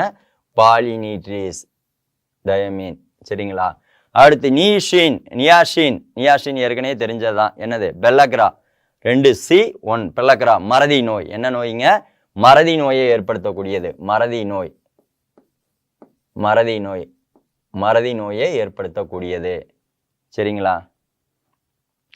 ரிபோப்ளவின் என்னது அப்படின்னா P2ஓட, இது P1ஓட கெமிக்கல் நேம், இது P3ஓட கெமிக்கல் நேம். இது ரிபோப்ளவின் வந்து P2ஓட கெமிக்கல் நேம். சைனோகோபாலமைன் வந்து P12ஓட இது. பயோட்டின் வந்து P7. சரிங்களாங்க? P9 P7 P7ஓட கெமிக்கல் நேம். சரிங்களாங்க? P7 சரிங்களாங்க? அப்ப தயமீன் அப்படின்னா என்னது வருதோ அப்படின்னா பெரி பெரி. சரிங்களா? நியாசின் அப்படின்னா பெல்லக்ரா மறதி நோய். இதான் வந்துருச்சு. அடுத்து ரிபோப்ளவின் அப்படின்னா 2 குளோசிடிஸ். அதுக்கடுத்து பயோட்டின் வந்து பார்த்தீங்க அப்படின்னா ஹெபரிஸ்தீசியா. அடுத்து பெர்சினியஸ் அனிமியா வந்து எது அப்படின்னா விட்டமின் P12. சரிங்களாங்க? தெரிஞ்சுக்கிறோம். இது என்னன்னா கெமிக்கல் நேம். இந்த இது அடிக்கடி கேட்பாங்க. P12 எந்த விட்டமின் பற்றாக்குறையினால வரக்கூடியது? பெர்சினியஸ் அனிமியான்னா P2. பெர்சினியஸ் அனிமியா, பெர்சினியஸ் ரத்த சோகை அப்படின்றது ரத்த சிவப்பணுக்கள் குறைதல் தாங்க. ரத்த சிவப்பணுக்கள் குறைவுக்கு இது பேர் தான் பெர்சினியஸ் அனிமியா, ரத்த சிவப்பணுக்கள் குறைதல். விட்டமின் P12 உள்ள தனிமம் எது அப்படின்னு கேட்பாங்க. தனிமம் எது அப்படின்னு கேட்டாங்க அப்படின்னா கோபால்ட்.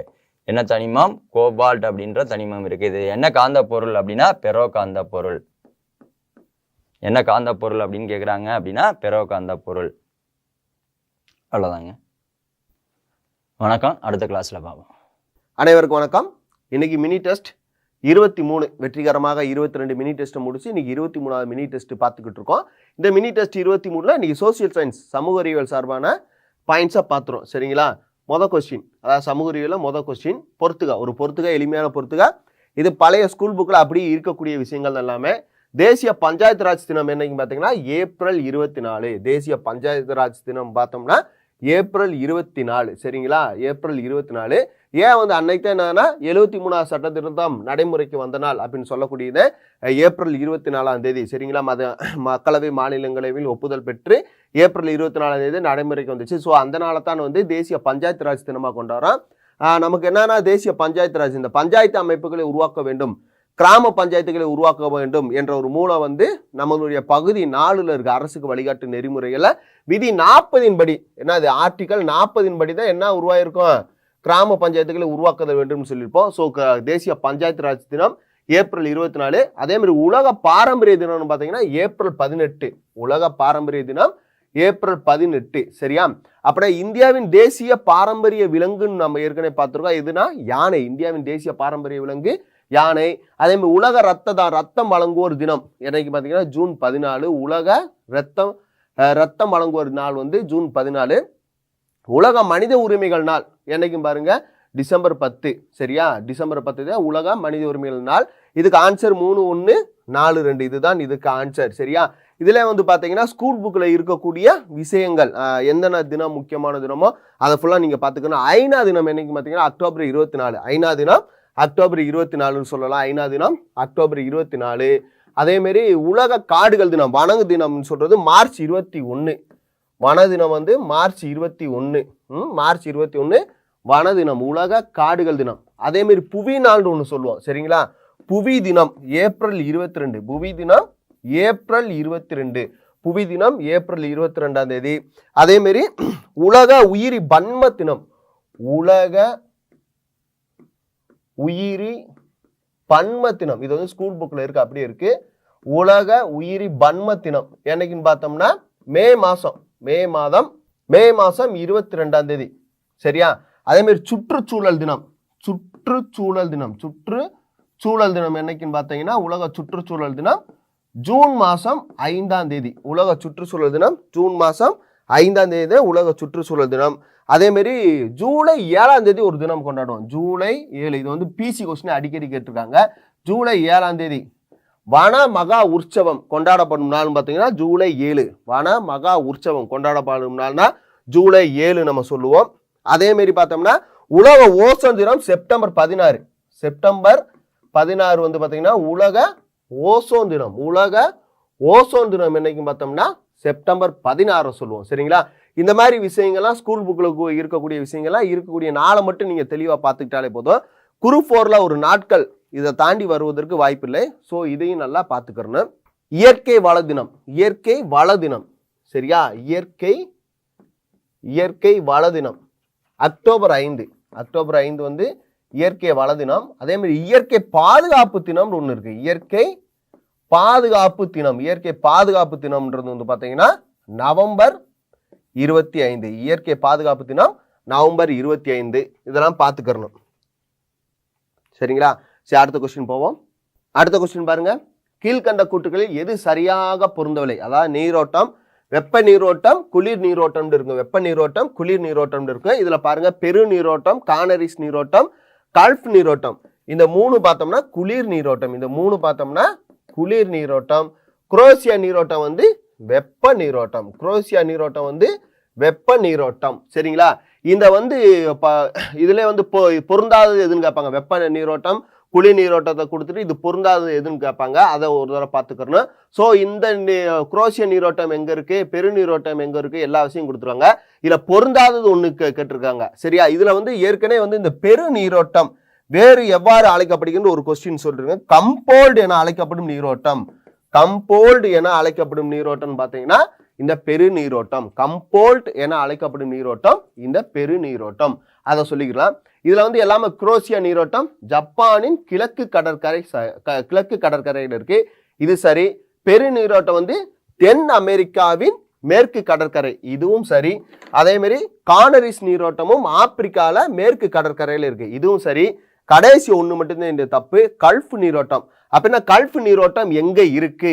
கல்ஃப் நீரோட்டம் எங்க இருக்குன்னா ஐரோப்பியில கிடையாது, மத்திய வட அமெரிக்கா கிழக்கு கடற்கரையில. மத்திய வட அமெரிக்கால கிழக்கு கடற்கரையில இருக்கு. கிழக்கு கடற்கரை. ஸோ கல்ஃப் நீரோட்டம் எங்க இருக்குன்னா மத்திய வட அமெரிக்கா கிழக்கு கடற்கரையில தான் இருக்கு. ஸோ கீழ்கண்ட கூற்றுகளில் எது சரியாக பொருந்தவில்லைன்னா இதுல கல்ஃப் நீரோட்டம் தான் சரியாக பொருந்தவில்லை. சரிங்களா?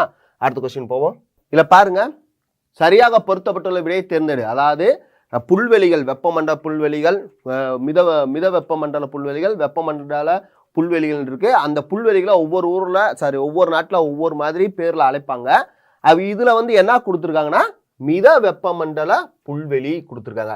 ஸோ மித வெப்பமண்டல புல்வெளி இது வந்து வட அமெரிக்கால வந்து எப்படி சொல்றாங்கன்னா பிரேரின்னு சொல்லுவாங்க. சரியா, பெரிய சமவெளி பிரேரி. வட அமெரிக்கால எப்படி சொல்லுவாங்கன்னா பிரேரி, அதாவது பெரிய சமவெளிக்கு இன்னொரு பேரு பிரேரி. ஸோ வட அமெரிக்கால பெரிய சமவெளின்னு சொல்லுவாங்க. சரிங்களா, அப்ப யுரேசியால எவ்வாறு அழைக்கப்படுங்க ஸ்டெப்பி என அழைக்கப்படும் புல்வெளினா யுரேசியால தான் சொல்றாங்க. அதே மாதிரி அர்ஜென்டினாவிலையும் உருகுவேலையும் இந்த இதை எப்படி சொல்லுவாங்கன்னா பாம்பஸ் அப்படின்னு சொல்லுவாங்க. பாம்பஸ். ஸோ ஆப்பிரிக்கால வெல்டுன்னு சொல்லுவாங்க. ஸோ இதுக்கு ஆன்சர் வந்து 3142. இதுவே பார்த்தீங்கன்னா டவுன்ஸ் அப்படின்னு சொல்லுவாங்க. டவுன்ஸ். சரியா, டவுன்ஸ் புல்வெளியா, இந்த புல்வெளி எந்த நாட்டில் அழைப்பாங்கன்னா ஆஸ்திரேலியா நாட்டில் அழைப்பாங்க. டவுன்ஸ் என எந்த புல்வெளியா எந்த நாட்டில் அழைக்கிறாங்கன்னா ஆஸ்திரேலியால அழைக்கிறாங்க. அதே மாதிரி வேற என்ன சொல்லலாம், இந்த மித வெப்பமண்டல புல்வெளினா கேன்பார்க்னு சொல்லுவாங்க. இந்த கேன்பார்க் புல்வெளி அப்படி எங்க சொல்லுவாங்கன்னா நியூசிலாந்துல சொல்லுவாங்க. டவுன்ஸ் ஆஸ்திரேலியா, கேன்பார்க் வந்து நியூசிலாந்து. அதே மாதிரி பாத்தீங்கன்னா மஞ்சூரியன் புல்வெளின்னு சொல்லுவாங்க. மஞ்சூரியன் புல்வெளி. இந்த மஞ்சூரியன் புல்வெளி என அழைக்கப்படும் நாடுல எந்த நாட்டில் அழைக்கிறாங்கன்னா சீனால சொல்லுவாங்க. மஞ்சூரியன் புல்வெளின்னு சீனால சொல்லுவாங்க. ஸோ இது ஃபுல்லா மித வெப்பமண்டல புல்வெளி. இதுவே வந்து பாத்தீங்கன்னா வெப்பமண்டல புல்வெளின்னு முக்கியமான நமக்கு ஒரு 3 மட்டும் பார்த்துக்கிறோம். வெப்பமண்டல புல்வெளினா எந்தெந்த நாட்டில் அழைக்கிறாங்க பார்ப்போம். சவானா புல்வெளி எங்க அழைப்பாங்கன்னா ஆப்பிரிக்கால அழைப்பாங்க. சரியா, சவானா புல்வெளி ஆப்பிரிக்கால அழைப்பாங்க. செல்வாஸ் புல்வெளி அது எங்க அழைப்பாங்கன்னா பிரேசில்ல அழைப்பாங்க. செல்வாஸ் புல்வெளின்றது எங்க அழைப்பாங்கன்னா பிரேசில்ல அழைப்பாங்க. லானோஸ் புல்வெளி எங்கன்னா வெனிசுலால அழைப்பாங்க. வெனிசுலா என்ற ஒரு நாட்டில் என்னன்னா வெப்பமண்டல புல்வெளி. சவானான்றது பேர்ல ஆப்பிரிக்காலையும், செல்வாஸ் என்ற பேர்ல பிரேசிலும், லானோஸ் என்ற பேரிலும் வெனிசுலாலையும் அழைக்கிறாங்க. சரிங்களா, ஸோ வந்து இதை பார்த்துங்க. இதுக்கு ஆன்சர் 3142. அடுத்து பாருங்க, உலகின் 2வது உயர்ந்த சிகரம் எதுன்னு பார்த்தீங்கன்னா மவுண்ட் காட்வின் ஆஸ்டின். சரிங்க, இது உலகின் மிகப்பெரிய 2வது உயர்ந்த சிகரம். ஸோ அப்படின்னா முதல் உயர்ந்த சிகரம்னா மவுண்ட் எவரெஸ்ட். இது எங்க இருக்குன்னு பார்த்தீங்கன்னா நேபாளத்தில் இருக்கு. எங்க இருக்குன்னா நேபாளத்தில் இருக்கு. சரிங்க, நேபாளத்தில் இருக்கு. இதோட உயரம் பார்த்தீங்கன்னா 8848 மீட்டர், 8848 மீட்டர். சரிங்களா, அதே மாதிரி மவுண்ட் காட்வின் ஆஸ்டின். சரிங்களா, நம்ம இந்தியாவில தான் இருக்கு. K2, இதை வந்து K2ன்னு அழைப்பாங்க. இது எப்படி அழைப்பாங்கன்னா K2 மவுண்ட் காட்வின் ஆஸ்டின் சொல்லுவாங்க. இதோட உயரம் பார்த்தோம்னா 8611 மீட்டர். இதோட உயரம் பார்த்தோம்னா 8611 மீட்டர். அதே மாதிரி கஞ்சன் சங்கா இது வந்து எவ்வளவு மீட்டர்னு பார்த்தோம்னா இந்த கஞ்சன் சங்கா சிகரம் வந்து 8586 மீட்டரு.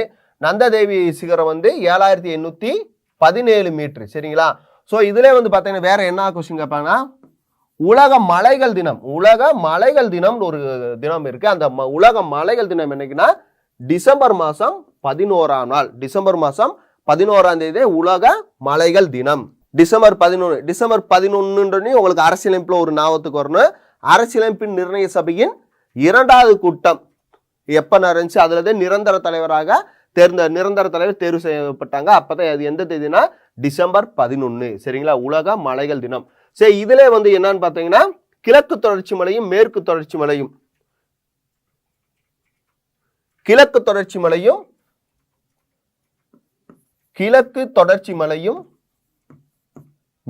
தொடர்ச்சி மலையும் சந்திக்கும் இடம். சரிங்களா, எங்க நீலகிரியில தொட்டப்பெட்டாத கிழக்கு தொடர்ச்சி மலையும் மேற்கு தொடர்ச்சி மலையும் சந்திக்கும் இடம். கிழக்கு தொடர்ச்சி மிகப்பெரிய மலை, அதாவது மிகப்பெரிய சிகரம்னா சேர்வராயன் மலையை சொல்லலாம். அது மேற்கு தொடர்ச்சி மிகப்பெரிய சிகரம் பார்த்தீங்கன்னா இந்த தொட்டப்பெட்டாவை சொல்லலாம். கிழக்கு தொடர்ச்சி மலையும் மேற்கு தொடர்ச்சி மலையும் சந்திக்கும் இடம்னா நீலகிரியில தொட்டப்பெட்டா.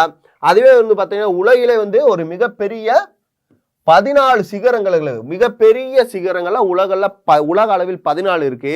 அது இந்தியாவில் மட்டும் 9 சிகரங்கள் இருக்கு. இந்தியாவில் மட்டும் எத்தனை சிகரம் இருக்கு? 9 சிகரம் இருக்கு.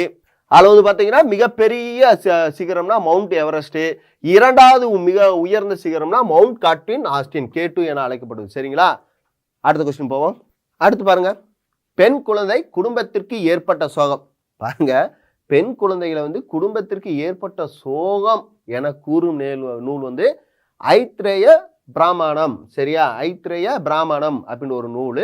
இது வந்து ஏற்கனவே ஸ்கூல் புக்ல இருக்கு, பழைய ஓல்டு கொஸ்டின் வேற. சரியா, இல்ல மனுஸ்மிருதி அப்படின்னு ஒருத்தர் இருக்காரு, இவரை பின்பற்றி நவீன மனு.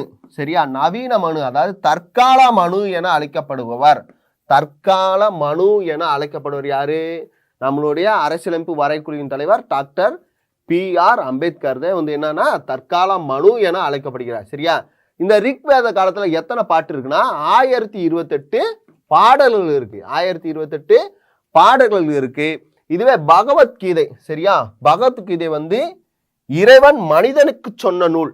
இறைவன் மனிதனுக்கு சொன்ன நூல்னா பகவத்கீதை. இறைவன் மனிதனுக்கு சொன்ன நூல்னா பகவத்கீதை. இதுவே மனிதனுக்கு சொன்ன நூல், மனிதனுக்கு சொன்ன நூல்னா திருக்குறள் அப்படின்னு சொல்லுவோம். மனிதனுக்கு சொன்ன நூல் திருக்குறள். இதுவே வந்து பார்த்தோம்னா மனிதன் இறைவனுக்கு சொன்ன நூல், இறைவனுக்கு சொன்ன நூல்னா திருவாசகம். மனிதன் இறைவனுக்கு சொன்ன நூல்னா திருவாசகம். சரியா, இது வந்து எல்லாமே பார்த்துக்கங்க. பகவத்கீதை வந்து இறைவன் மனிதனுக்கு சொன்ன நூல், மனிதனுக்கு கூறிய நூல், அதாவது மனிதனுக்கு கூறிய அறிவுரை நூல்னா திருக்குறள். அதே மாதிரி மனிதன் இறைவனுக்கு கூறிய நூல்னா திருவாசகம். சரியா, அப்ப பெண் குழந்தை குடும்பத்திற்கு ஏற்பட்ட சோகம் என கூறும் நூல் ஐத்ரேய பிராமணம். சரிங்களா, இதுதான். சரியா, இதுதான் ஆன்சர். ஸோ அடுத்த கொஸ்டின் போயிடலாம். பாருங்க, மனித சமுதாயத்தின் வாழ்விற்கும் வசதிக்கும் ஏற்படுத்தப்பட்ட ஓர் இன்றியமையாத சமூக அமைப்பு அரசு. சரியா, மனித சமுதாயத்தின் வாழ்விற்கும் வசதிக்கும் ஏற்படுத்தப்பட்ட ஒரு இன்றியமையாத சமூக அமைப்புனா அரசு, கவர்மெண்ட். இதுதான் ஆன்சர். அரசு, இதுதான் ஆன்சர். சரியா, இந்த அரசு என்ற சொல்லும் குடும்பம் என்ற சொல்லும் ரெண்டுமே முதலில் இடம்பெற்றுள்ள நூல் எப்படின்னு பார்த்த எந்த நூல் பார்த்தீங்கன்னா திருக்குறளே வந்து குடும்பம் என்ற சொல்லும் அரசு என்ற சொல்லும் எங்க இடம்பெற்றிருக்குன்னா திருக்குறள் நூல்லதான் இருக்கு. சரியா, திருக்குறள் நூல்லதான் குடும்பம் என்ற சொல்லும் அரசும் என்ற சொல்லும் இருக்கு. சரியா, இத வந்து பழைய கொஸ்டின் கொடுத்திருப்பாங்க. குடும்பம். சரியா, குடும்பம் சமுதாயத்தின் அடிப்படை அழகு. சமுதாயத்தின் அடிப்படை அழகு குடும்பம். நிறைய இடத்துல இருக்கு, புது புக்லையும் இருக்கும். சமுதாயத்தின் அடிப்படை அழகு குடும்பம். சமுதாயத்தை இணைக்கும் தொழில். சமுதாயத்தை இணைக்கும் தொழில் பயிர் தொழில். சமுதாயத்தை இணைக்கும் தொழில் எந்த தொழில்னா வேளாண்மை. பயிர் தொழில் பழைய ஸ்கூல் புக்ல இருக்கும். சமுதாயத்தை இணைக்கும் தொழில் பயிர் தொழில் இருக்கும். பள்ளிக்கூடமே கோயில்கள். பள்ளிக்கூடம் கோயில்களாக திகழ்கிறது. பள்ளிக்கூடங்களை கோவில் என அழைத்தவர் பார்த்தோம்னா மகாகவி பாரதியார். பள்ளிக்கூடமே கோயில் என அழைத்தவர் பார்த்தோம்னா மகாகவி பாரதியார் அவர்கள். அதே மாதிரி சமுதாயம் உருவாவதற்குரிய படிநிலைகள் கேட்டிருக்காங்க. சமுதாயம் உருவாவதற்கான படிநிலைகள் எப்படி பார்த்தீங்கன்னா தனிநபர், குடும்பம், பல தனிநபர் சேர்ந்தது குடும்பம், பல குடும்பங்கள் சேர்ந்தது சமூகம், பல குடும்பங்கள் சேர்ந்தது சமூகம், பல சமூகங்கள் சேர்ந்தது சமுதாயம், பல சமூகங்கள் சேர்ந்தது சமுதாயம்.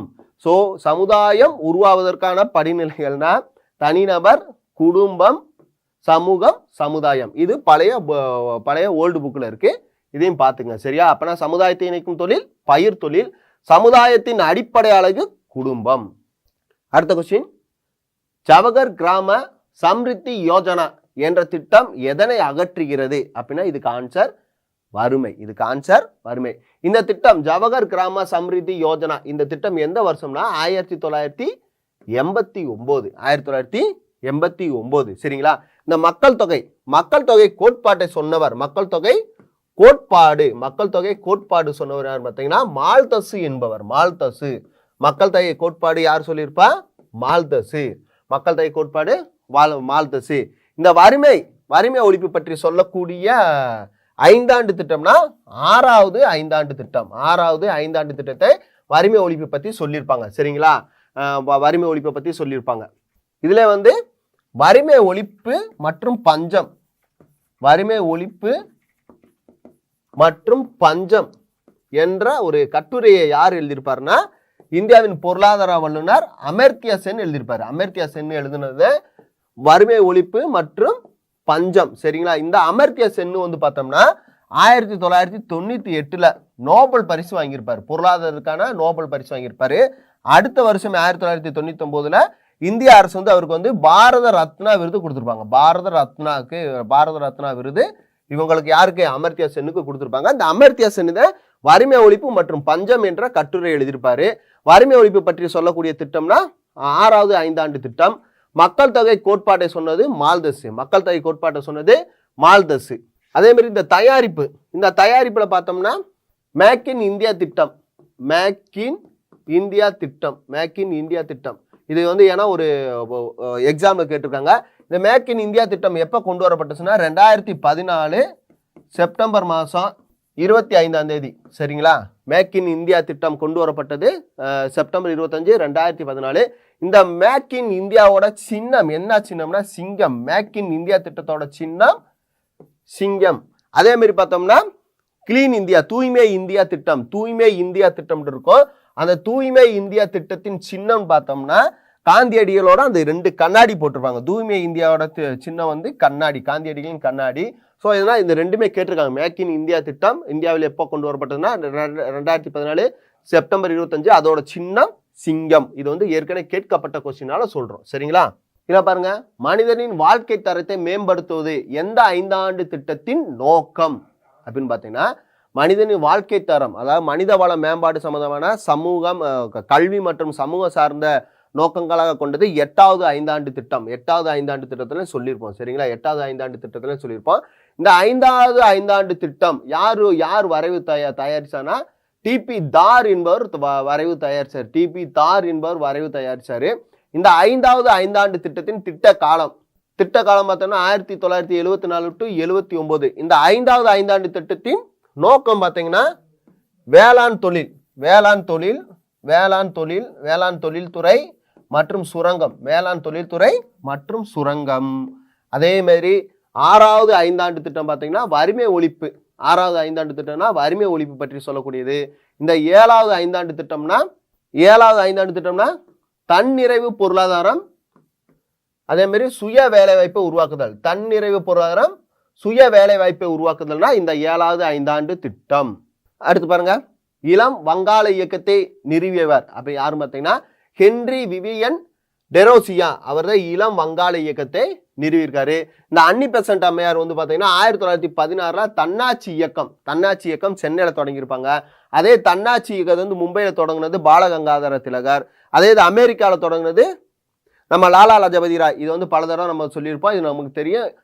அதே மாதிரி ஹென்றி ஸ்டீல் ஆல்காட்டோ பிளவட்ஸ்கி அம்மையாரும் இணைந்து எதை கொண்டு வந்திருப்பாங்க? பிளவட்ஸ்கி அம்மையாரும் இணைந்து பிரம்ம ஞான சபையை வந்து அமெரிக்கால கொண்டு வந்திருப்பாங்க. பிரம்ம ஞான சபையை வந்து எங்க கொண்டு வந்திருப்பாங்க? அமெரிக்கால கொண்டு வந்திருப்பாங்க. எந்த வருஷம்? 1875 கொண்டு வந்திருப்பாங்க. அதே மாதிரி எம்ஜி ராணடே பார்த்தோம்னா அவரை பார்த்தோம்னா எம்ஜி ராணடே தேசிய சமூக மாநாடு என்ற ஒரு அமைப்பை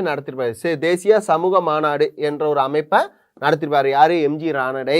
இளம் வங்காள இயக்கத்தை நிறுவியவர் ஹென்றி விவியன் டெரோசியா. இது வந்து பாத்தீங்கன்னா 19ஆம் நூற்றாண்டின் சீர்திருத்த இயக்கங்கள் என்னென்ன இயக்கங்கள் இருக்கோ அதை ஃபுல்லா ஒரு தடவை பார்த்துங்க. அதுல இருந்து ஒரு கொஸ்டின் எப்பயுமே வரும். சரியா? அடுத்த கொஸ்டின், முதலாம் உலக போரில் எந்த நாட்டு தோல்வி கிலாபத் இயக்கம் தோன்ற காரணமாக இருந்தது அப்படின்னு பாத்தீங்கன்னா துருக்கி வந்து முதலாம் உலக போர் முடிந்தவுடன் தோல்வியில இருக்கும். ஸோ அந்த துருக்கி தோற்றத்தின் காரணமாக கிலாபத் இயக்கம் தோன்றுவதற்கு காரணம். சரிங்களா?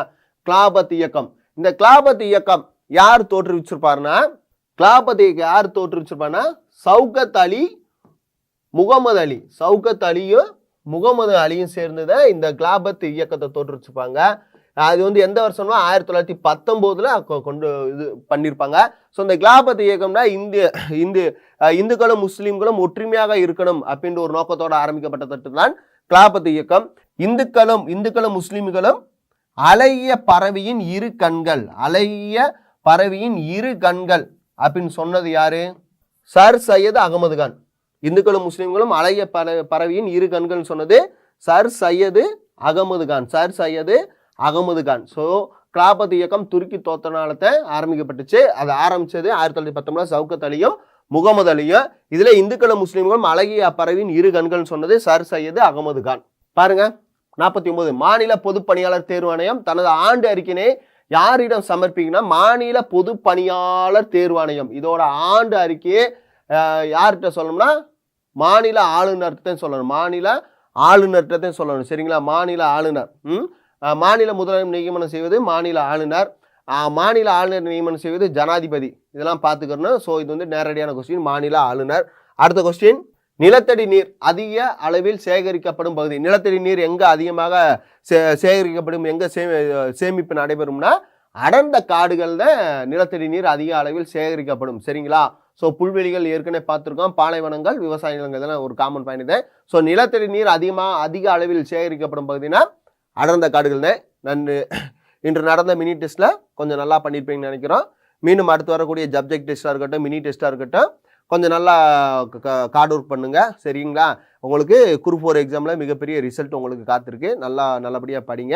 நான் எங்களோட நோக்கம் என்னன்னா, இந்த மினி டெஸ்ட்டாக இருக்கட்டும், சப்ஜெக்ட் டெஸ்ட்டாக இருக்கட்டும், இதை தாண்டி கொஸ்டின்ஸ் வந்து குரூப் 4 நாங்கள் டிஸ்கஸ் பண்ணுற விஷயமா இருக்கட்டும், கொஸ்டின் எடுத்த விஷயமா இருக்கட்டும், இதை தாண்டி நமக்கு எதிர்வரும் குரூப் 4ல் வந்து இதை தாண்டி கொஸ்டின்ஸ் வர்றதுக்கு வாய்ப்பே இல்லை. அந்த முறையில் தான் எடுத்திருக்கோம்.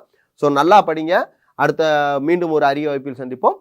பல்லாயிரக்கணக்கான காவல்துறை அதிகாரிகளை உருவாக்கிய கணியன் IAS அகாடமி நிறுவனத்தால் விரைவில் அறிவிக்கப்பட உள்ள சார்பு ஆய்வாளர் தேர்வு மற்றும் காவலர் தேர்வுகளுக்கான ஆன்லைன் ஆஃப்லைன் கிளாஸஸ் மற்றும் டெஸ்ட் பேட்ச்களுக்கான அட்மிஷன்ஸ் நடைபெறுகிறது. பயிற்சி வகுப்புகள் போட்டித் தேர்வுகளில் அனுபவமிக்க ஆசிரியர் குழுவால் நடத்தப்படுகிறது. தமிழ் மற்றும் ஆங்கில வழி மாணவர்களுக்கு வகுப்புகள் நடைபெறும். வாரந்தோறும் மாதிரி தேர்வுகள் மற்றும் முழு தேர்வுகள் நடைபெறும். ஒவ்வொரு மாணவருக்கும் சிறப்பு கவனத்துடன் மாணவர்களின் சந்தேகங்களை தீர்க்க தனி மென்டார் குழுக்கள், ஆண்கள் மற்றும் பெண்களுக்கு பாதுகாப்பு வசதியுடன் தரமான உணவு மற்றும் விடுதி வசதி ஏற்பாடு செய்து தரப்படும். அட்மிஷன்ஸ் குறித்த மேலும் தகவல்களுக்கு 7845454747 and 9995554353. Kaniyan IAS academy, number 101, வக்கீல் புதுத்தெரு, சிம்மக்கல், மதுரை.